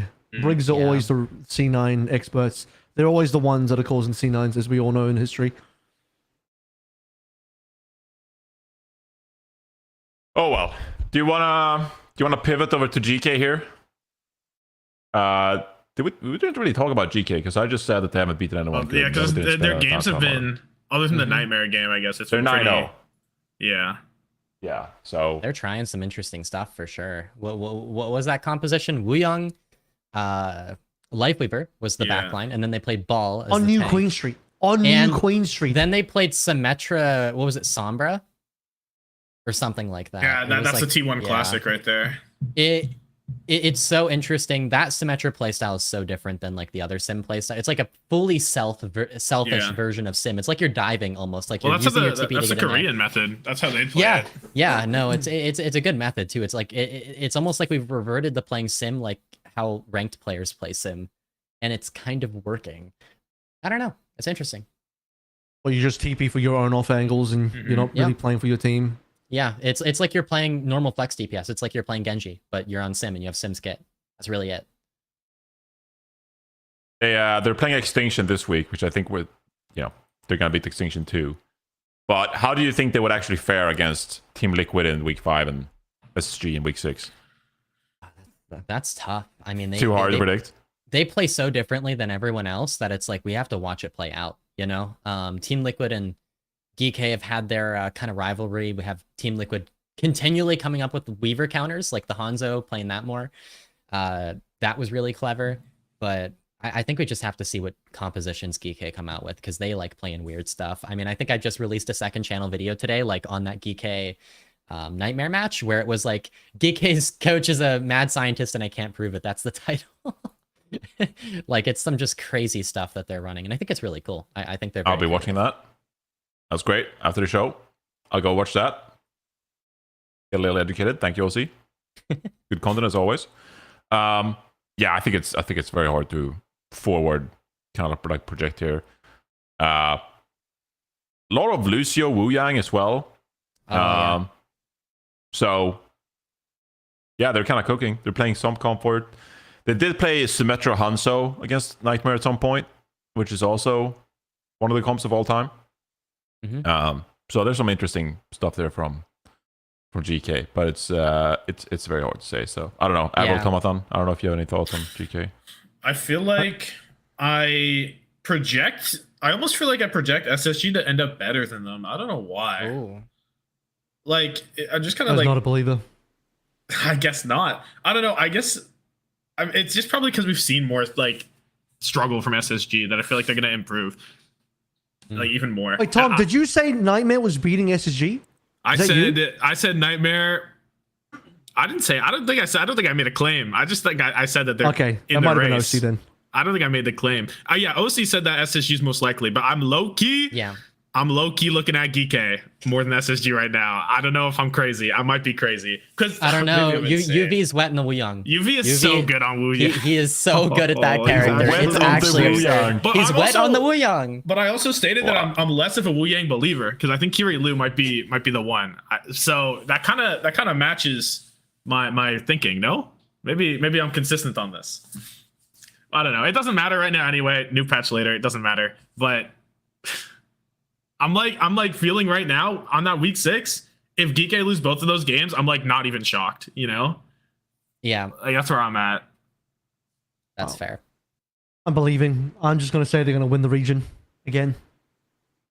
I mean, No particular they're reason. incredibly well coached, and I don't think they'll like be bad. No, of course So not. it's going to be competitive. Peak. It's going to be very competitive, and so I don't really think I can say that they're weak or anything, or so. No, you definitely can't. Still a great Those team, should yeah. be good games, and if they're not good games, then I don't know what I'm to coming say. for Tommathan. Yeah. 9,317 damage. Whoa! Yeah, It's a we'll see. huge stat. It's interesting because I think like overall, I would consider Wuyang a main support right now in that pool. I think it's more important for the main support player to learn Wuyang than the flex support player. That's what makes him a main support at the moment. But it does take a while for the meta to settle, and it seems like Geek is like one of the few teams that's like, actually, we're gonna put our flex support player in Wuyang. We're gonna play Wuyang Lucio a lot. They love the Wuyang Lucio, so that's very different from what a lot of other teams are doing. I will say Admiral is not like very flexible right now because of that reason. Yeah. Because he's not the one playing Wuyang. They're having to go like a Life Weaver on your Queen Street when Lucio gets banned. It is really rough. It's kind of like the Genji Crispy scenario in some senses, except they can play Wuyang, but it's Ultraviolet. They can play Wuyang, so I don't know. I'm not liking that aspect of they're just like, well, we'll just default to Life Weaver. I think they got to sort that out a little bit and figure something else out. I kind of agree there. I don't know if I'm a believer in the Wuyang Lucio too. I think it is a bit weaker, but again, they're playing it's different, and sometimes just the fact that you're playing something that nobody else is playing is going to make you stronger as a team overall because you can't prepare for it as easily. What Admiral needs to do is bring out a Kiriko. He needs to learn that hero. If he can Holy play a Kiriko that's competitive, GK would be unstoppable. Like Makes their sense. backline would be like so fluid in terms of what they can do that they'd be perfect, But Yeah. you just can't have an obvious hole in your team where you just ban the Lucio and then you force GK onto something weird. You can't have that and be a top team, in my opinion. Do you have faith that the best life hero in the West can pick up carry? No, I'm kind of saying it. not really. Not I'm really. kind of saying It's it a in little chicken rough for a tongue lot of because Lucio players. 2 years ago we're like, oh, Admiral is a hard Lucio. One trick is like crispy 2.0, and now we're here like, oh, he's goated on the Life Weaver. Oh, he's just gonna learn carry. Admiral can learn carry, surely, right? I think Life Weaver's skill ceiling is quite a bit lower than Kiriko, which helps learning Life Weaver. This is So- kind of what I'm saying. So it's Admiral picking up the carry would be hard. A but, little bit of hey, fan fiction, I feel like. I don't know.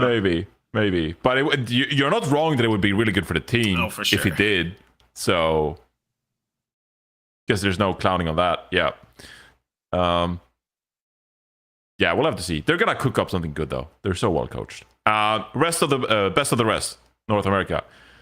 Sakura, they took down Extinction. Team Zeta is in there as well. Do we think any of these teams can realistically compete with the top 4?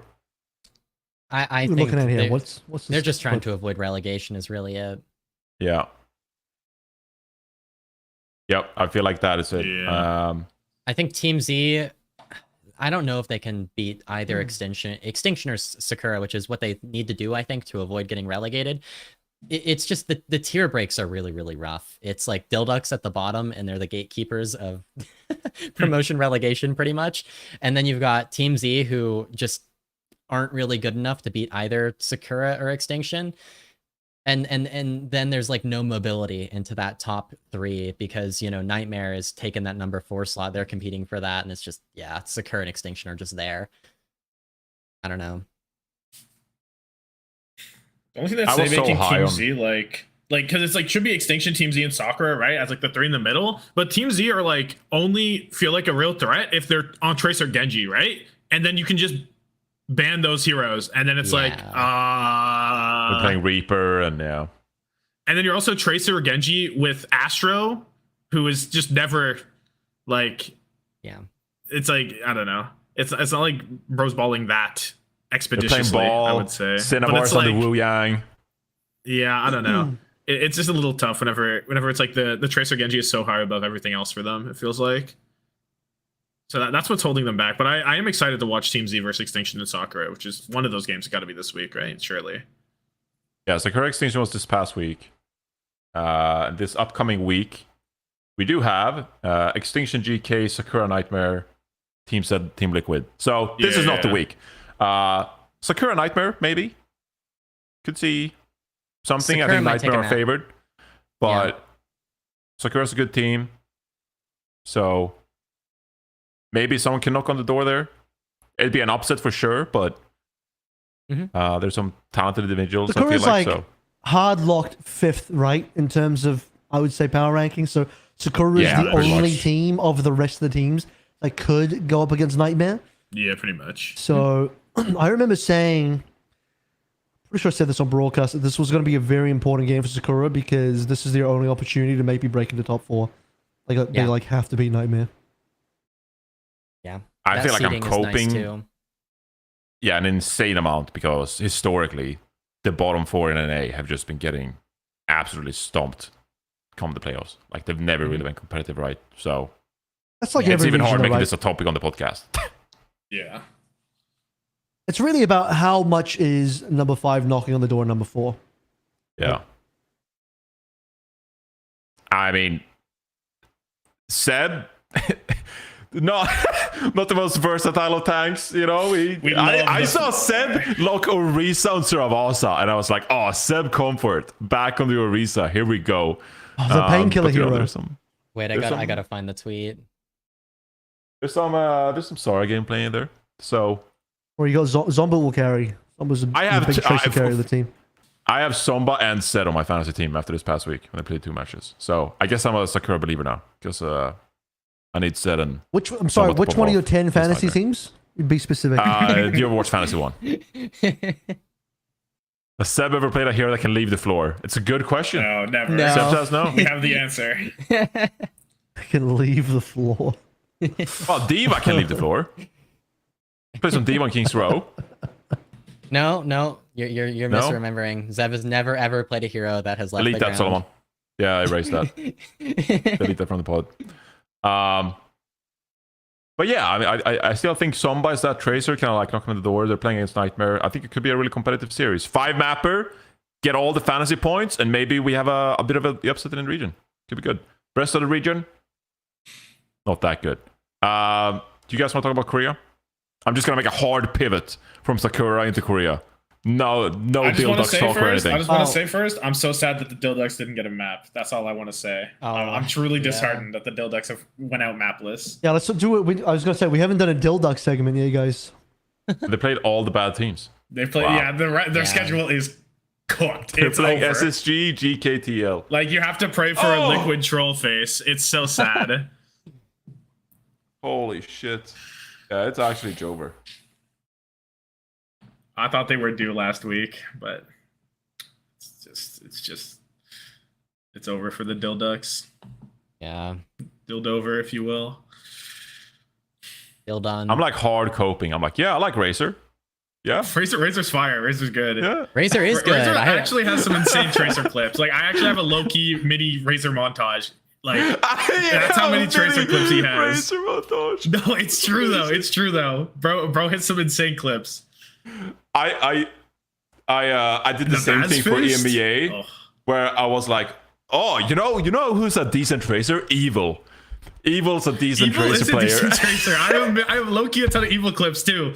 It's actually crazy how there's just some Tracers that are on these lower teams that are just have a crazy highlight reel. Oh my god. Oh, it's so funny.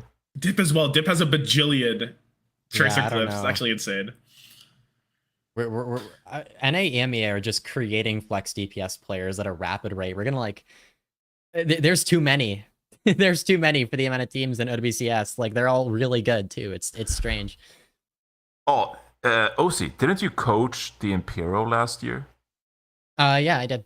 They had they were a Polish team, right? Mostly French players. We did have Mostly the French Polish players? player. We had China. Who was on that team? Polish, Who was I your think. tracer player on that team? China. China, Very, China. very good. Another shout for a tracer Yes, player. That yes. last year we're just like, oh, China on tracer. That was like the talking point before every match of the Imperial. Just like, oh, Yes. China tracer.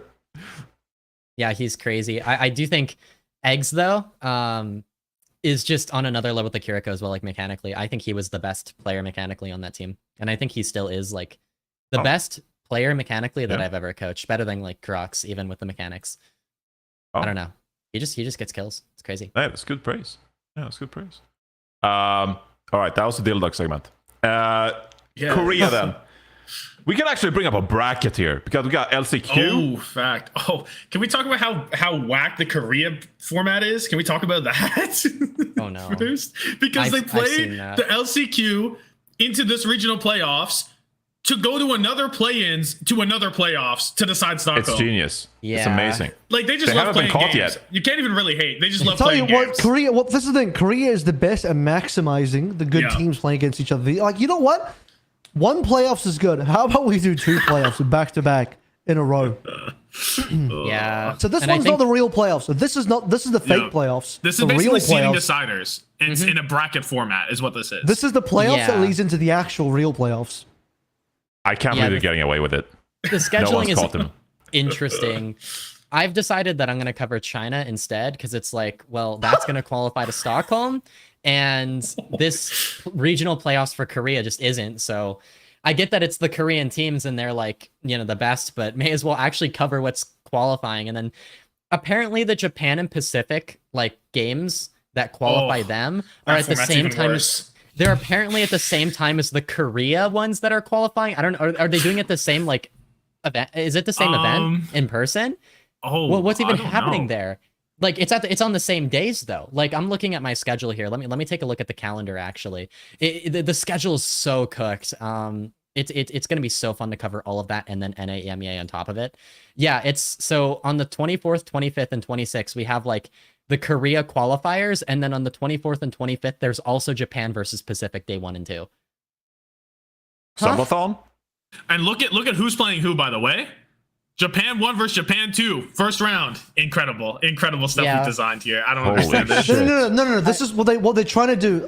You know what, John? You are right. They should have done it the other way around. But what they are trying to do is making sure that it is a Japan versus Pacific final. They want to like be dead set. Yeah, to make but sure that's so to- Mickey that's what they're trying to Mouse. do. Because I you would could prefer maximize Japan Pacific, more. Japan Pacific. You could have more Japan versus Pacific games. Is that not better? Am I crazy? I would prefer that just to be like, okay, well, Japan, if it's both Japanese teams make it through, or both Pacific teams make it through, then they're the team that deserves to make it through. Like that's the Yeah. region that's better, right?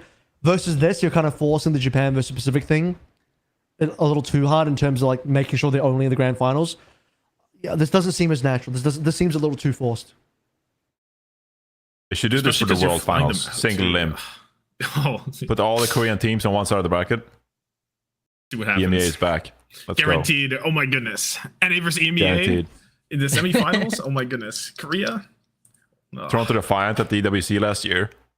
Just walking their way into the grand final. Let's go. That's because Falcons messed up their bracket, to be fair. Was Yeah. there Yeah. was a That's TM their got the own win fault. on them or something? That's and their own stuff. fault. I can't remember who it was. No, it was because they lost to Weibo. Well, back then it was once again. And then Oh, once and again then- lost to and then Weibo TM. lost to and it TM, went into yeah. and then it went into a three-way tiebreak, and And that's then why. TM ended up on top. Yep, and then Falcons fucked it up. Incredible. Yeah. All right. Let's anyway. let's pivot to Korea here. Yeah. I guess we should start here because it's relevant. It's a top team. What happened between T1 and Falcons in the last week? That's where we're gonna start. Let's That's pull where up we new need to Queen Street. start. Let's pull up This is new where we Queen need to Street. start. The Start- 3 Pull up owning. new Queen Street. Pull up new Queen Don't Street. act straight bullied away. again. Forget about the first two maps. I want to just start on New Queen Street of all three maps, yeah. And I want everyone to pay close attention to what is being run and by who. I want everyone to take a look at the heroes. Is what I want everyone to inspect. And Okay. don't worry, audio listeners. We'll describe this for you too. Let's start with Ocie describing Proud's hero choice. We'll start with that. Oh, me. I didn't watch They're in this. spawn right but- now. Oh, Let's get them out of spawn. Oh, Let's no, get no, them no, out no, of spawn. wait. Let's fast forward. Here we no, go. no, OC? he walks out of spawn? Oh, For the audio no. listeners, He runs for out I of the spawn, audio haven't seen listeners, this. I haven't seen this. Oh, The audio I've listeners. Describe what's been happening. stuck with Describe what's happening for university. audio That's why listeners. I'm not watching Korea, but oh my goodness. Describe what you have on your screen right now for the audio listeners. What are you seeing right now from Proud on New Queen Street? I'm seeing the worst thing ever. I'm seeing something I never want to see. I'm seeing what a hitscan's dream is and what my worst nightmare is. I'm seeing what every single hitscan player begs to run on Busan Sanctuary with a ball composition for absolutely no reason in scrims just to throw the map. Yeah, it's terrible. I hate Soldier. He's running the tree hero, and I ain't talking about Hanzo. I'm talking about the legs. Oh my god. Don't look It at has to who's work on in Wrecking scrims, Ball. right? Don't look at who's on Wrecking Ball also. Oh, the Hanbin. Jonathan, Wrecking who's Ball. on Wrecking Ball right now? Let's talk about the Wrecking Ball players. Describe the 2 Wrecking Ball players you see on the screen. I We should mean, talk about these. Donghack Like- is the goat. Donghack's But great. Best ball. Hanbin? I'm willing to put him over Junbin these days. Low key. That's where I'm at with Donghack. The second But- best ball's on the other team, so talk about that guy too. Oh, that's a big Han ball. We Han ball in it. This is It's gonna be crazy. a great Tommathan video. It's crazy that Chio said this was just to hide strats and troll and scrims, and then it started working. That's what's insane to me. Like, and now we're just genuinely on the ball against T1, and we're actually just genuinely doing this winning. now. Oh. They've hidden the strat so well that it started working. This is actually just a real strat. Like, I know this is Oh, far fetched, but I kind of still in 2025, I still believe that T1 is Oh, just the off the head? spiritual successor of Philadelphia Fusion. Access is on the team. Yes. It's the same parent org. Like it's the Fusion vibe. They came You were second last great all stage. stage. They went to the Yeah. finals, dominated everything, got to the finals, then lost to Crazy Raccoon. And by came the second. way, them not taking They a even map felt here? like Philadelphia Fusion in Yo, the EWC. yo, wait. Oh my days. Oh my days. But yeah, because they got 3-0'd, they actually didn't get first in the stage either because Crazy Raccoon actually had a flaw, like only lost to T1 the whole time. No, it's because Zeta Division took a map on T1 or something. Yeah, Zeta took a map, and because of that, Crazy Raccoon is Yeah. first seed. That's insane. Like, Yep. and Donghack is 0-10 against Fielder Chio all time. He's hit insane. double digits. Like, this team, Donghack cannot beat them. You just got to be ready to have the conversation about Dong having a worse ball than Harbin. You got to start that conversation now. I'm not He keeps opening this losing. dialogue. He's losing to the harm ball. What's the excuse of losing the harm ball? It's tough to All find. right, way. first to OC go. will tell you it's because of Proud Soldier. That's right. You know what? It's not Donghack's fault. It's because Proud's playing Soldier. That's the real reason, guys. It's clearly the Proud Soldier. Oh my goodness. See, Proud Soldier is good on New Queen Street, right? T1, who also won. No way, they also lost Smap. Damn it. Ah, fuck. T1 lost Smap. Ah, shit. I'm sad we didn't have a Vast on for the T1 cope here. Beautiful Just, we need 0% win rate Soldier. He's always not here when T1 loses. Coincidence? He's never here Yeah, for the that's- T1 Cope segment. That's true, actually. Yeah, I know people believe in T1 here and there. I just can't. Like, it just, Oh, I was so like, high on spiritually, I T1. can't. Like, I already called them winning Stockholm before this game. Like, that's how high I am on T1. I'm so ready. Like, How the fuck are you gonna call that, bro? I'm calling that because I think How, Donghack's legit bro? the best player in the game. I'm like so high on this team, and then we're just they just have to dodge Falcons in bracket. That's where we're at. Just dodge Falcons. Come if you talk to can me do when it. Donghack can beat the handball. Come talk to me. I When, guess I'll have to, eh? Like that's where we're at now, right now. this game was such a big DPS gap too the whole time. Like it's actually insane. The Proud stuff didn't work. Like the Sombra looked dreadful. He was getting first picked all the time in the previous maps. And They should have just played. yeah, I don't know. I can't believe I'm saying this because I really like Proud a lot, but maybe they should have just played Vipossessed. Yeah, I don't know why they don't like Viper Zest at all. I guess like They did at the start of the stage. Yeah, the But very that was like a beginning. lot of Tracer Genji, and we moved away from that. yeah. I think we moved towards more Sombra, more Reaper, and so they get Proud in for that. And so Well, their like, Sombra Sim stuff looked like really good for a long time. Like I'm and like pretty nobody sure had an Proud answer. locked Sombra like the whole series almost up until this point, Yeah. something like that. then Falcons banned it, and I was low key like, well, almost a T1 buff. Now he's off Sombra. Let's go. And then he's just on Soldier. It's like, okay, sure. Like, oh, finally I can play Soldier. This is an opportunity I've been waiting for. Proud actually swapped off it though. That's impressive. Did it Earlier faster than than Tree. Lip or Tree. That's a record. Yep. That's a record. I respect it. That gives me hope. But now you're thinking, should we surely do- this is where T1 turns it back, right? It's 46.54 meters, right? It's basically the So same winnable. meterage. T1 are not even behind. We still got more than 5 minutes left. Surely this is when T1, Proud's trying again. T1's not trolling anymore. T1 turned this around and win the map, right, guys? Right? Surely. We just have to win a map. Surely. What you're not ready for is Harbin's next hero. Let's fast forward the tape and let's see what Harbin's next hero is. Have a look. Let's have a look at Exhibit B, shall we? Oh no. Oh, Here we the go. Hun Binston. Okay. Oh my god, we Classic. talked about this last time you were on. Classic. The Han Binston episode. This was right after the Han Bin Gibraltar game. Oh my It's god. true. We're so back. We're full circle. We're so back. Yeah. So you're Yeah. like, well, Proud's finally playing the right hero. This is where T1 makes the comeback. Look, they're even in the lead right now, right? I can't see. It's a little pixelated. Yeah, 57-54. Surely T1 just win. But so you're not ready for the true best main tank in the game. Han Bin Stin. Not ready for the I feel biggest. like- not ready for the best main tank ever. Not even off tank. It's just the best main tank now. Surely. We're all a little dazed. We're a little stunned live on the episode. We're just watching this new Queen Street unfold here. Can we do a little bit of T1 glazing at least for this stage? Like they are the number 2 seed going into the playoffs. Like, I think you should be relegated if you lose the handball. damn, Should be relegated you're to. real on the You should be troll vibe relegated right now. to. You should be relegated to either NA or EMEA. That should be the punishment. That's basically hell. So you know. You're like, Well, look oh out for shit, violence. NA, EMEA. It's all right. Oh, it's worse than face it. Oh fuck. That's Korean POV. Oh, Holy shit, Cest.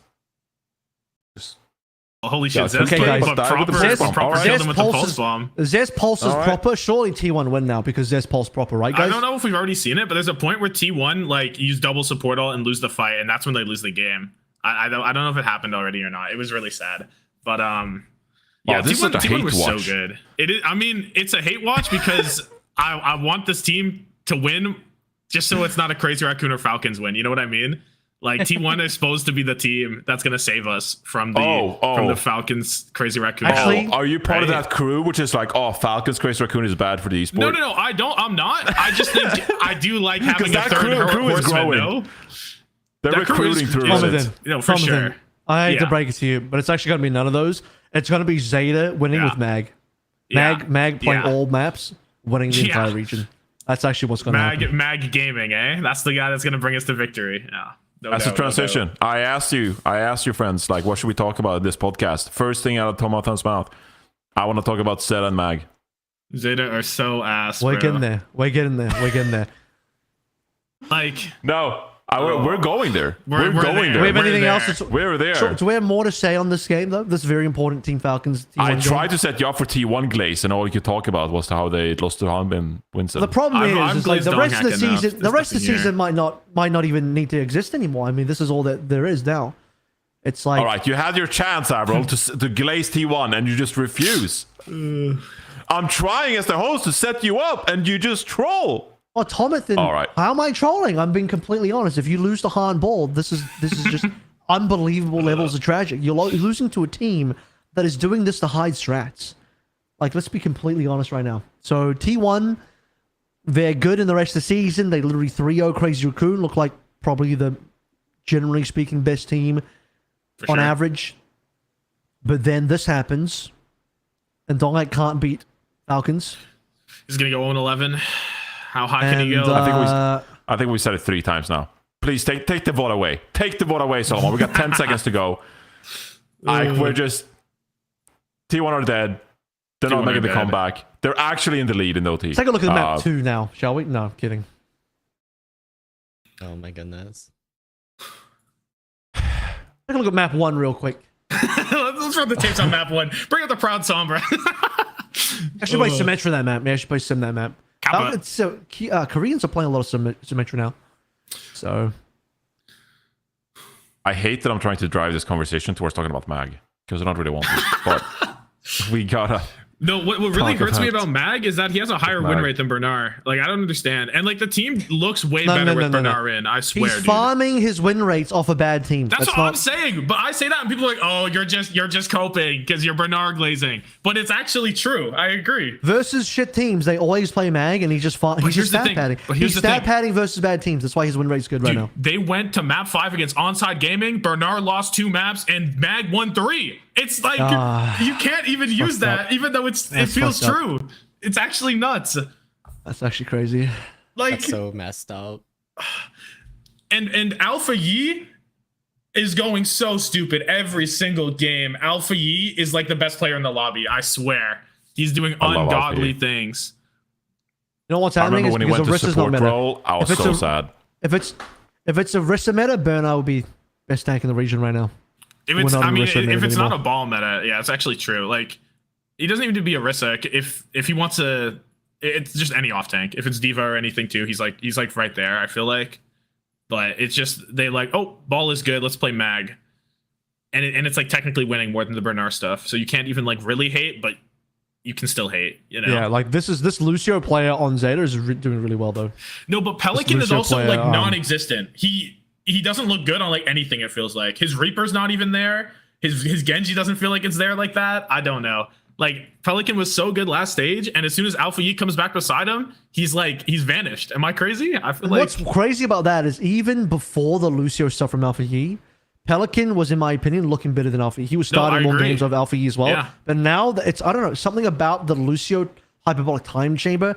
It's like Alpha Yi did a He was stint in studying. jail. It's like he Yeah. did a stint in jail, and now he's come out with all these prison tats and the Yeah. teardrop on his eye and all that kind of shit. And he's all buffed up because he's got nothing else to do in prison except work out. And now he's better than Pelican. Yep.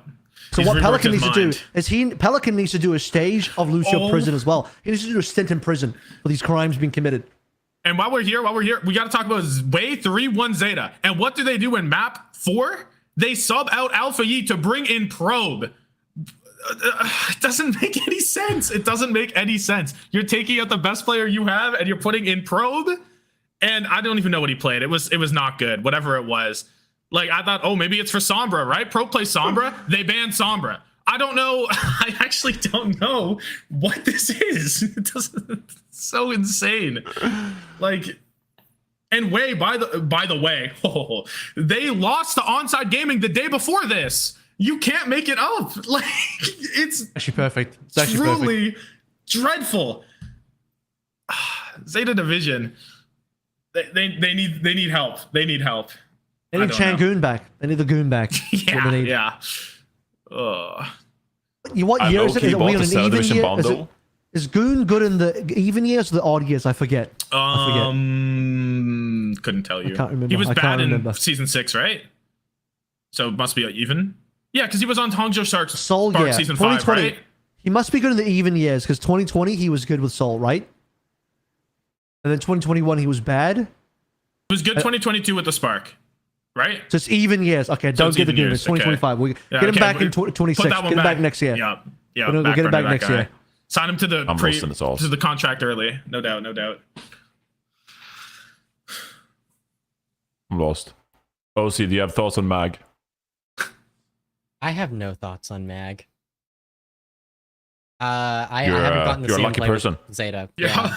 I'm just not thinking about Mag. Yeah, I am lucky. You know what? You're right. You're Wow, right. I that should is embrace so that. freeing. Must be Oh beautiful. my god. Yeah. You know what? All right. One Should of we the first- talk about AVRL? Where do you Hang want to on. go? You drive the conversation. One of the first games that we saw from Zeta, I think literally the first match of Zeta Cheeseburger. Yep.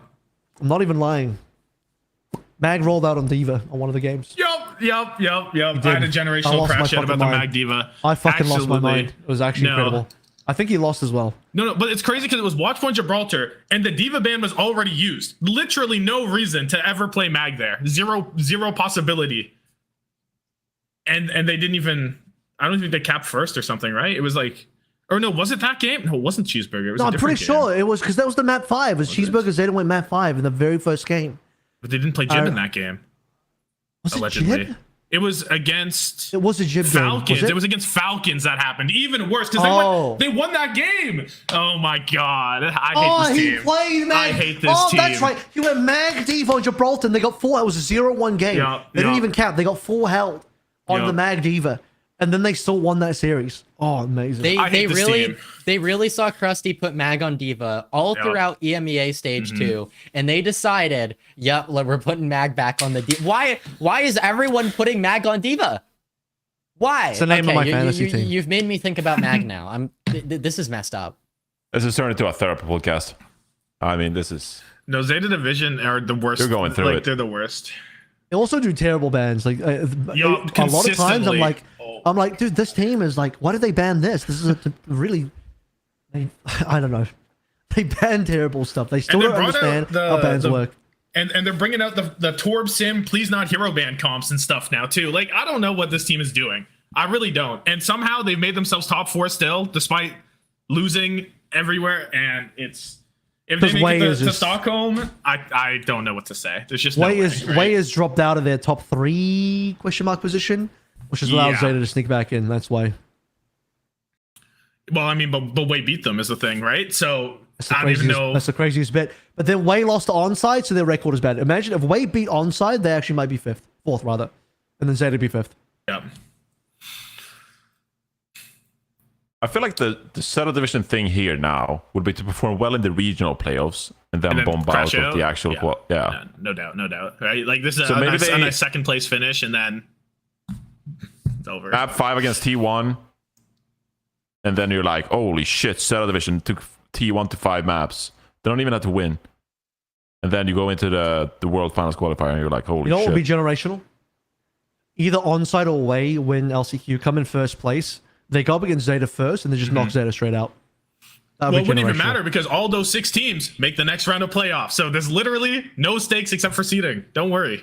That's why it'll be funny because you knock Zeta out. Oh, it's top 3 get to bypass play-ins, and then the bottom 3 of the top 6 go to a play-ins, and then I don't know. Yeah, that's what that is. So it would matter a little bit.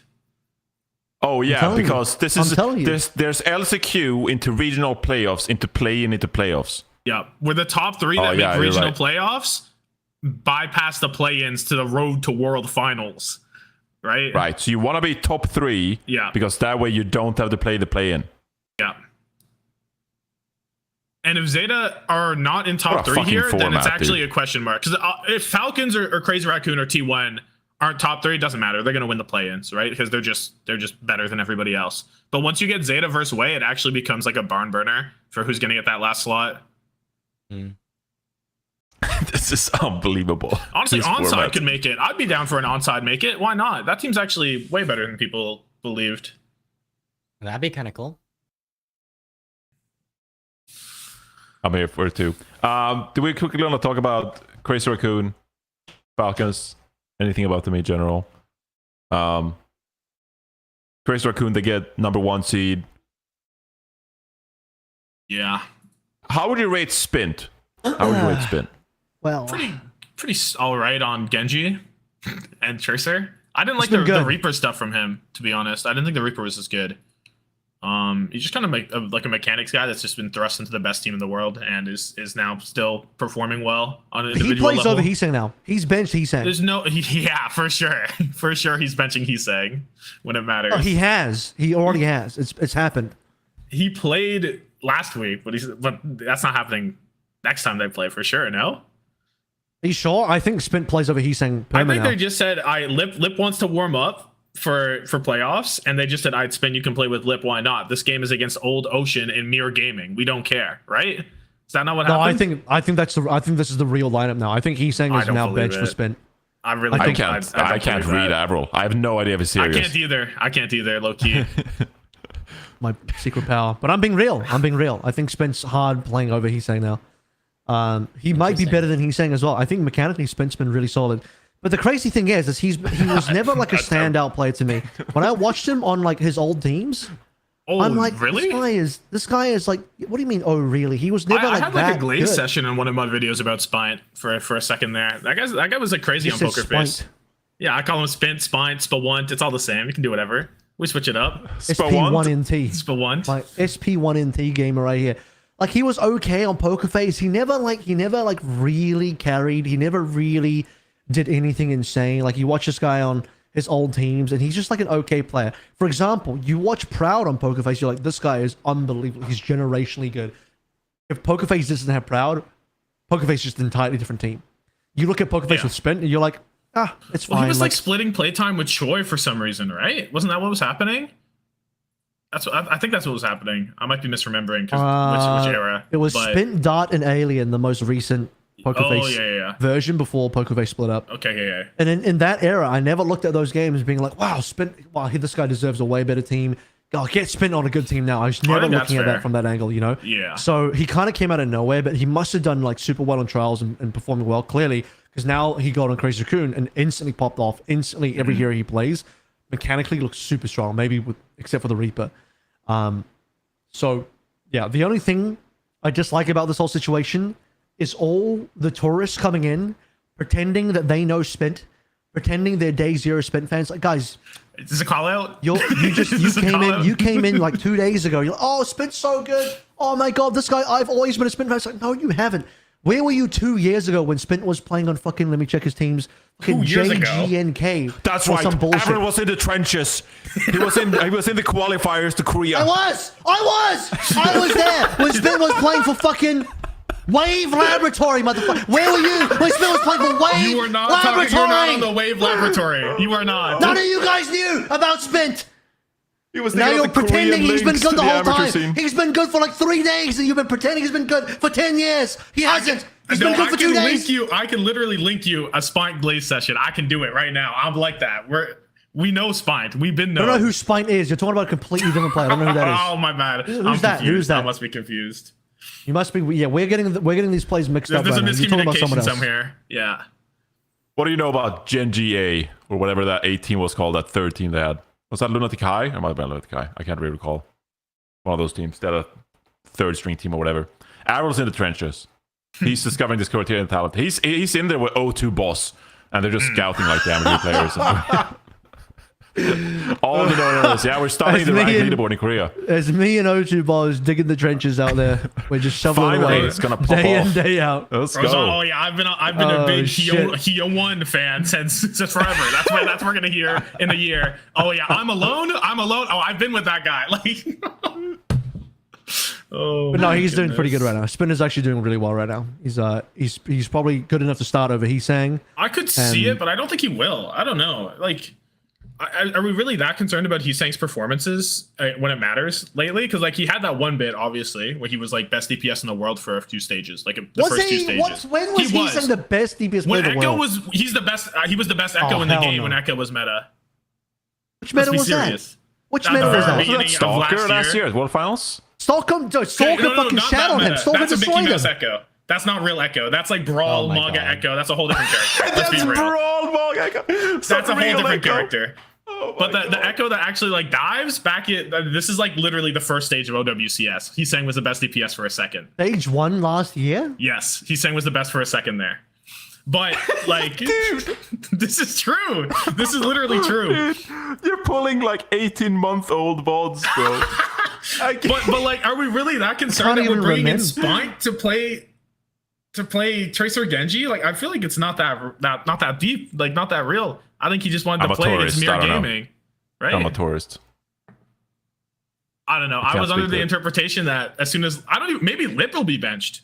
Right? Like, who knows? Lip just might have wanted to play for the last week of the stage, right? I think Sombra's made a comeback in Korea, so Lip's probably staying. Lip's staying because of that alone. Like, that's probably fair, yeah. We're playing Symmetra, we're playing Sombra, we're playing Reaper. Yeah, Sim and Sombra's actually perfect for Lip. You're kind of spitting. Are they the best team in Korea? I guess they have to be after T1 did that, right? If T1 lose to Falcons the way they did, then I think Korea's probably are. T1 are still better as long as they're not against Falcons. Because they were better against literally every other team in the league. Bro, except for Falcons. Imagine if Junbin also loses on ball compared to Hanbin. What is going to happen? We're going to have to rewrite the organization, right? You just close shop. Oh my goodness. I think we send a very finely worded email to Blizzard at that point to shut down Overwatch. Like, it's all over at that point. The apocalypse is here. You know what I'm saying? Like, The Mayan calendar officially does not go further than the timeline of Jimbin losing to Han. Call the Rapture. Call the Rapture. Bring it in. Like, beam up Junbin. It's done. So ready. I'm so ready for Han Ball to beat the Jimbin Ball. Oh god, it would be perfect. How do you think Team Falcons stack up against them then? I mean, Falcons 3-0, T1. I guess it sucks with this fucking playoffs thing. We can't do like an actual bracket because it doesn't fucking matter. So we're just we're just stuck for talking like, about regular for season. like seeding, I guess. Like seeding's actually kind of relevant in Korea because like dodging. What oh is my god, this? this is heinous. This oh is my heinous. god. No. So lock them up. Lock them up. This is my personal Mona Lisa. I'm putting a frame around this one. Right. I'm hanging it up. I'm hanging it up in the bedroom. This is like this is the a masterpiece. opposite. This is Leonardo da Vinci right here. It's like the opposite of the NA EMEA format last year. It's like, what if we just like made something? Yeah, it's like they're trying to min-max bracket instead of like the group stage in the Swiss. It's like the opposite direction. I don't know if I hate it or if it's okay. I can't tell. Like, I don't know. I give up. So how many teams get eliminated per bracket? In the first one, two teams. Yep. Second one, 0. In the none of them get eliminated because the bottom 3 of that bracket go to play-ins. And then in play-ins, 2 of them get eliminated. And then in the final bracket, 1 team gets eliminated because 3 of them go to Stockholm. So the stakes are very low for almost every game except for like 4. Someone in Korea legitimately just said that like just play some brackets games. just the future of sports. Like everything in sports will be a bracket.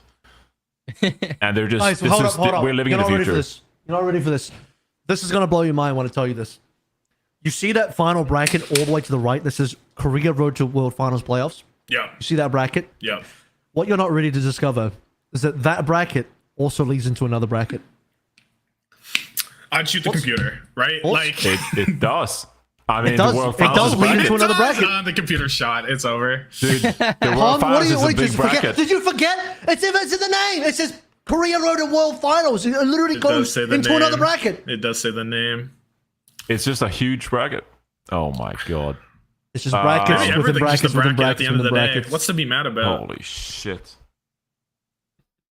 We have fucking regular season games between like GGA and Al-Qadsiya. All right. We're not doing this bracket, Salman. I forbid it.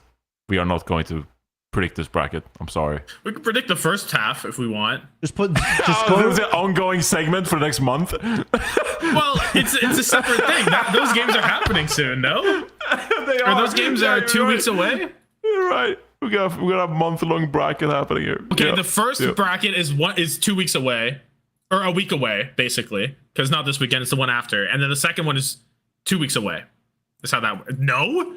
Oh my god, the second bracket is split up across 2 different weeks. Yeah. Incredible. Yeah. Incredible. And I'm not sure if they're going to do this, but I think in the Asia broadcast, they might combine the final Korea bracket with what they're doing with the Japan versus Pacific. So we're going to have, and then we're going to go straight into the NA EMEA bracket right after that. So it's going to be 3 different regions playing brackets at once. We love brackets. We love brackets. Holy shit. All right, let's talk about China. No, we got to predict this bracket first. Oh my god. We need two teams need to be eliminated. Well, obviously it's way onside making it, right? I'm sure. I think Old Ocean beat between Old Cheeseburger. Ocean and Cheeseburger. Dodo fell off. Dodo fell off for sure, because it's just Genji for that guy, and if he's off Genji, he's not a guy, right? So it's Old Ocean, and then flip a coin for way onside, really, and then the other team beats Old Ocean, and then you're there basically. Probably a way win that game, right? I think Way are probably more consistent than onside. They choke so much. Anytime anything happens, they choke like a 3-year-old on Lego. Onside really better than Way. Kellen Knife is pretty good. Kellen Knife's kind of fire. I'm a complete tourist, and I'll say onside. It'd be more fun for onside I to do. win. Yeah, okay, do onside then. Either way, it's surely just the big four. And then it's like, I don't know who's actually 3-4 in this bracket between Falcons. Because Falcons, like, they might not actually care yet. There's not enough money. Like, they might just go to play-ins. Like, they've done it before, you know? Yeah, it'll why be not? Wade Falcons, Zeta onside rematch. Ooh.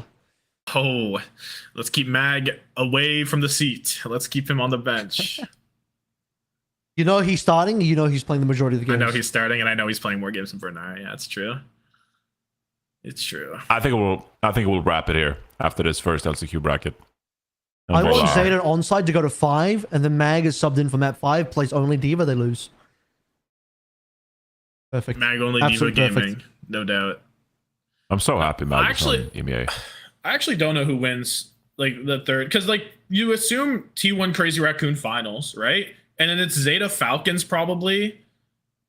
Falcons might make finals. Falcons could that I make assume- finals. I don't know that I assume it's T1 Crazy Raccoon. Really? I think Falcons are leveling up. But it's Wait, Falcons. even though- But it's Falcons in a regional playoffs. This isn't a real game. Not to them. Okay, if you guys want to do this bracket, go ahead. Well, I think it's actually relevant to talk about who's going to be number 3. Oh no, my goodness. Am I crazy? Like it's low You key. got time to think about low-key it. matters. Yeah. I'm No, of course. Like, if you want, look, sorry. If you want to chat about it, go for No. it. But I was just thinking for the week ahead. That's Because- fair. Since Johnny Well, doesn't want this to chat is about it, I don't want to chat about it anymore territory. I'm either. stealing your content for next week. I'm is what also, hearing. I'm no longer willing to chat about it. Oh, Johnny doesn't okay. want to talk Lock it in. about it. Lock either. it in. Zeta number 3, Falcons number 4. That's me. Boom. Okay. The quarterfinals are this week. And then the semi and grand are. Oh, No, you're- wait. yeah. That's in 2 weeks. Yeah, you get my There's point. some weird Yeah. stuff going on here in this bracket. Yeah. Anyway, good then. It's fucking deep. It's a deep bracket. I know that was kind of a brief chat on Korea, and it's been a longer regular season. Is there anything else that you feel passionately about? It's a bit of a scuffed episode because we haven't spoken about these teams for a month. So- But I don't really feel like bottom we of need to talk Korea about is like- cheeseburger unless you the want the to. bottom of Korea. Oh, here it is. Yep, good on. I don't really Someone care else about got the the bottom next of Korea, bracket out. but maybe you do. Brackets into brackets into brackets. Yeah, the bottom of Korea is not that interesting. No. MCD's team gaming completely flopped out. Cheeseburger was like, dude, they looked good in the first day versus Zeta going to map 5, and then they Yeah. completely flopped out the rest of the season. So that was a little fake moment of goodness from Cheeseburger where they looked interesting and then Yeah, They went to 5 against Old Ocean. That was a decent game, but that's about it. Old Ocean are the gatekeeper team of the bottom teams. I guess so. Yu Jeong Lucio still got it, or he gained He's on the it, I Wuyang now. suppose. He's on the Wuyang now. Yeah, he's on Wuyang more. That's Best facts. comment I've heard from this stage so far is if a geriatric old man, Rouge Hong, can learn Wuyang, why can't Crispy learn Wuyang? Rouge Hong can learn it, why can't Hey, put some Crispy learn respect on Ryuji Hong's name. God damn. it? He's like 70 Korean years old legend. and he can learn Wuyang, so I mean, come on. Yeah, but it's his. I mean, guess picked up the Life Weaver too for that one Survivor game. So, yeah, maybe. Impressive because I thought he was relegated to easy heroes. He's like playing Life Weaver, he's playing Junos. Like, I understand, he's playing all the mechanically easy heroes. But then they put him on the Wuyang. I'm like, holy shit. They're actually trusting this guy to play Wuyang. So, there it is. I mean, I don't know if He's I'm being doing it. stupid, but I kind of get it because I'm 30 and I still feel like if I did commit, like maybe I could. No, I wouldn't be Ryuji Hong. What the fuck am I talking about? No, but I could be all right. I could be all right at the game. Like when you hit the 30s, it's not like you're just dead in the water. Like, Ryuji Hong, like legend. Just because he's old doesn't mean he can't learn new heroes. That's what I'm trying to say. Yeah, I mean, if I look across a little bit, LeBron's like 40 right now. So, There's a 10 lot of years left wisdom in him. there. So, Be, you can still learn new heroes. I still believe in it. Maybe the mechanics drop a little bit, but he'll be all right. You don't need super mechanics for Life Weaver and Wu Yang maybe. Who knows? Sorry, I'm kind of like rushing to end this episode, but I need to cook dinner for my family. So I'm sorry, but I gotta go. I gotta do. I mean, we pretty much touched stuff. on everything. I'm sorry. Right? Yeah, So, Yeah, we're good. we didn't really touch on China. I'm sorry, Avril. I'm not watching China. Is Avril you I watching was China? joking. I was joking. Oh, oh my god! I I'm, was like, I'm okay. doing playoffs, so that'll be fun. OCS. Yeah.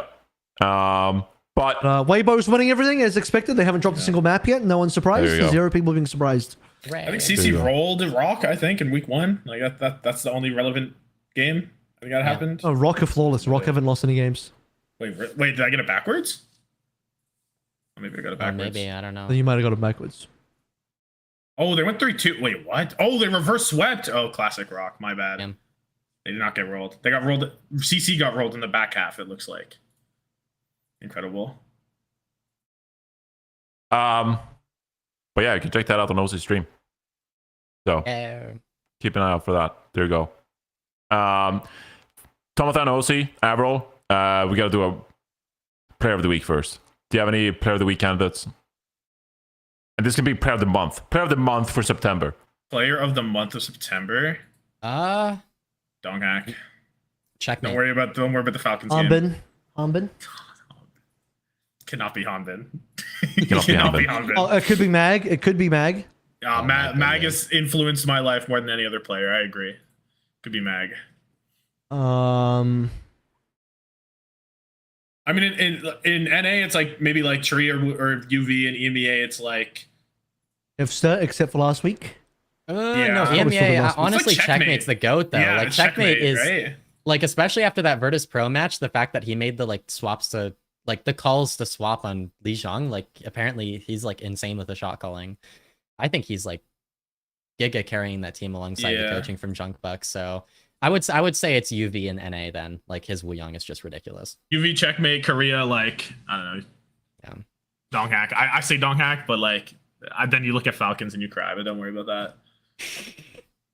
He's so good. So who are we actually picking? I mean, we give you one for Let's each put region. Checkmate then. Let's There just you put go. Checkmate, Checkmate. sure. Put Checkmate. Thank you. Checkmate UV and I say Donghack. Donghack. There we I thought go. we're doing one. Now we're doing 3. I did one Yeah, for we're each doing region. 3. There you go. There are no fucking rules. There are no fucking rules, Avril. Yeah. We can do whatever we want. We're talking Overwatch in 2025. We can do whatever we want. Thank you, Solomon, for the bracket. That There is, it is. Perfect. Disgusting. One of the- That is disgusting. That's fucking crazy. I can't believe that it took us all these years Alright, guys, to figure fill out out the that whole this is what we bracket. wanted. Fill it out. That'll be next week's episode. No, please. We'll see you then for a Have 3-hour mercy. podcast. Have mercy. We'll get to all the other regions in as well. We'll just predict the entire rest of the year of Overwatch Esports. Yeah, maybe as well, right? Solomon produced this episode. Thank you, Solomon, as always, for your incredible work. And thank you for watching. Plat Chat episode 278. OC, thank you. Tommathan, Avril, thank you, everybody. Goodbye. Boom. Slow fade out. Boom. Oh my god. Fucking slow fade out. I can't believe it, Incredible. Solomon. I can't believe that you do this every fucking time.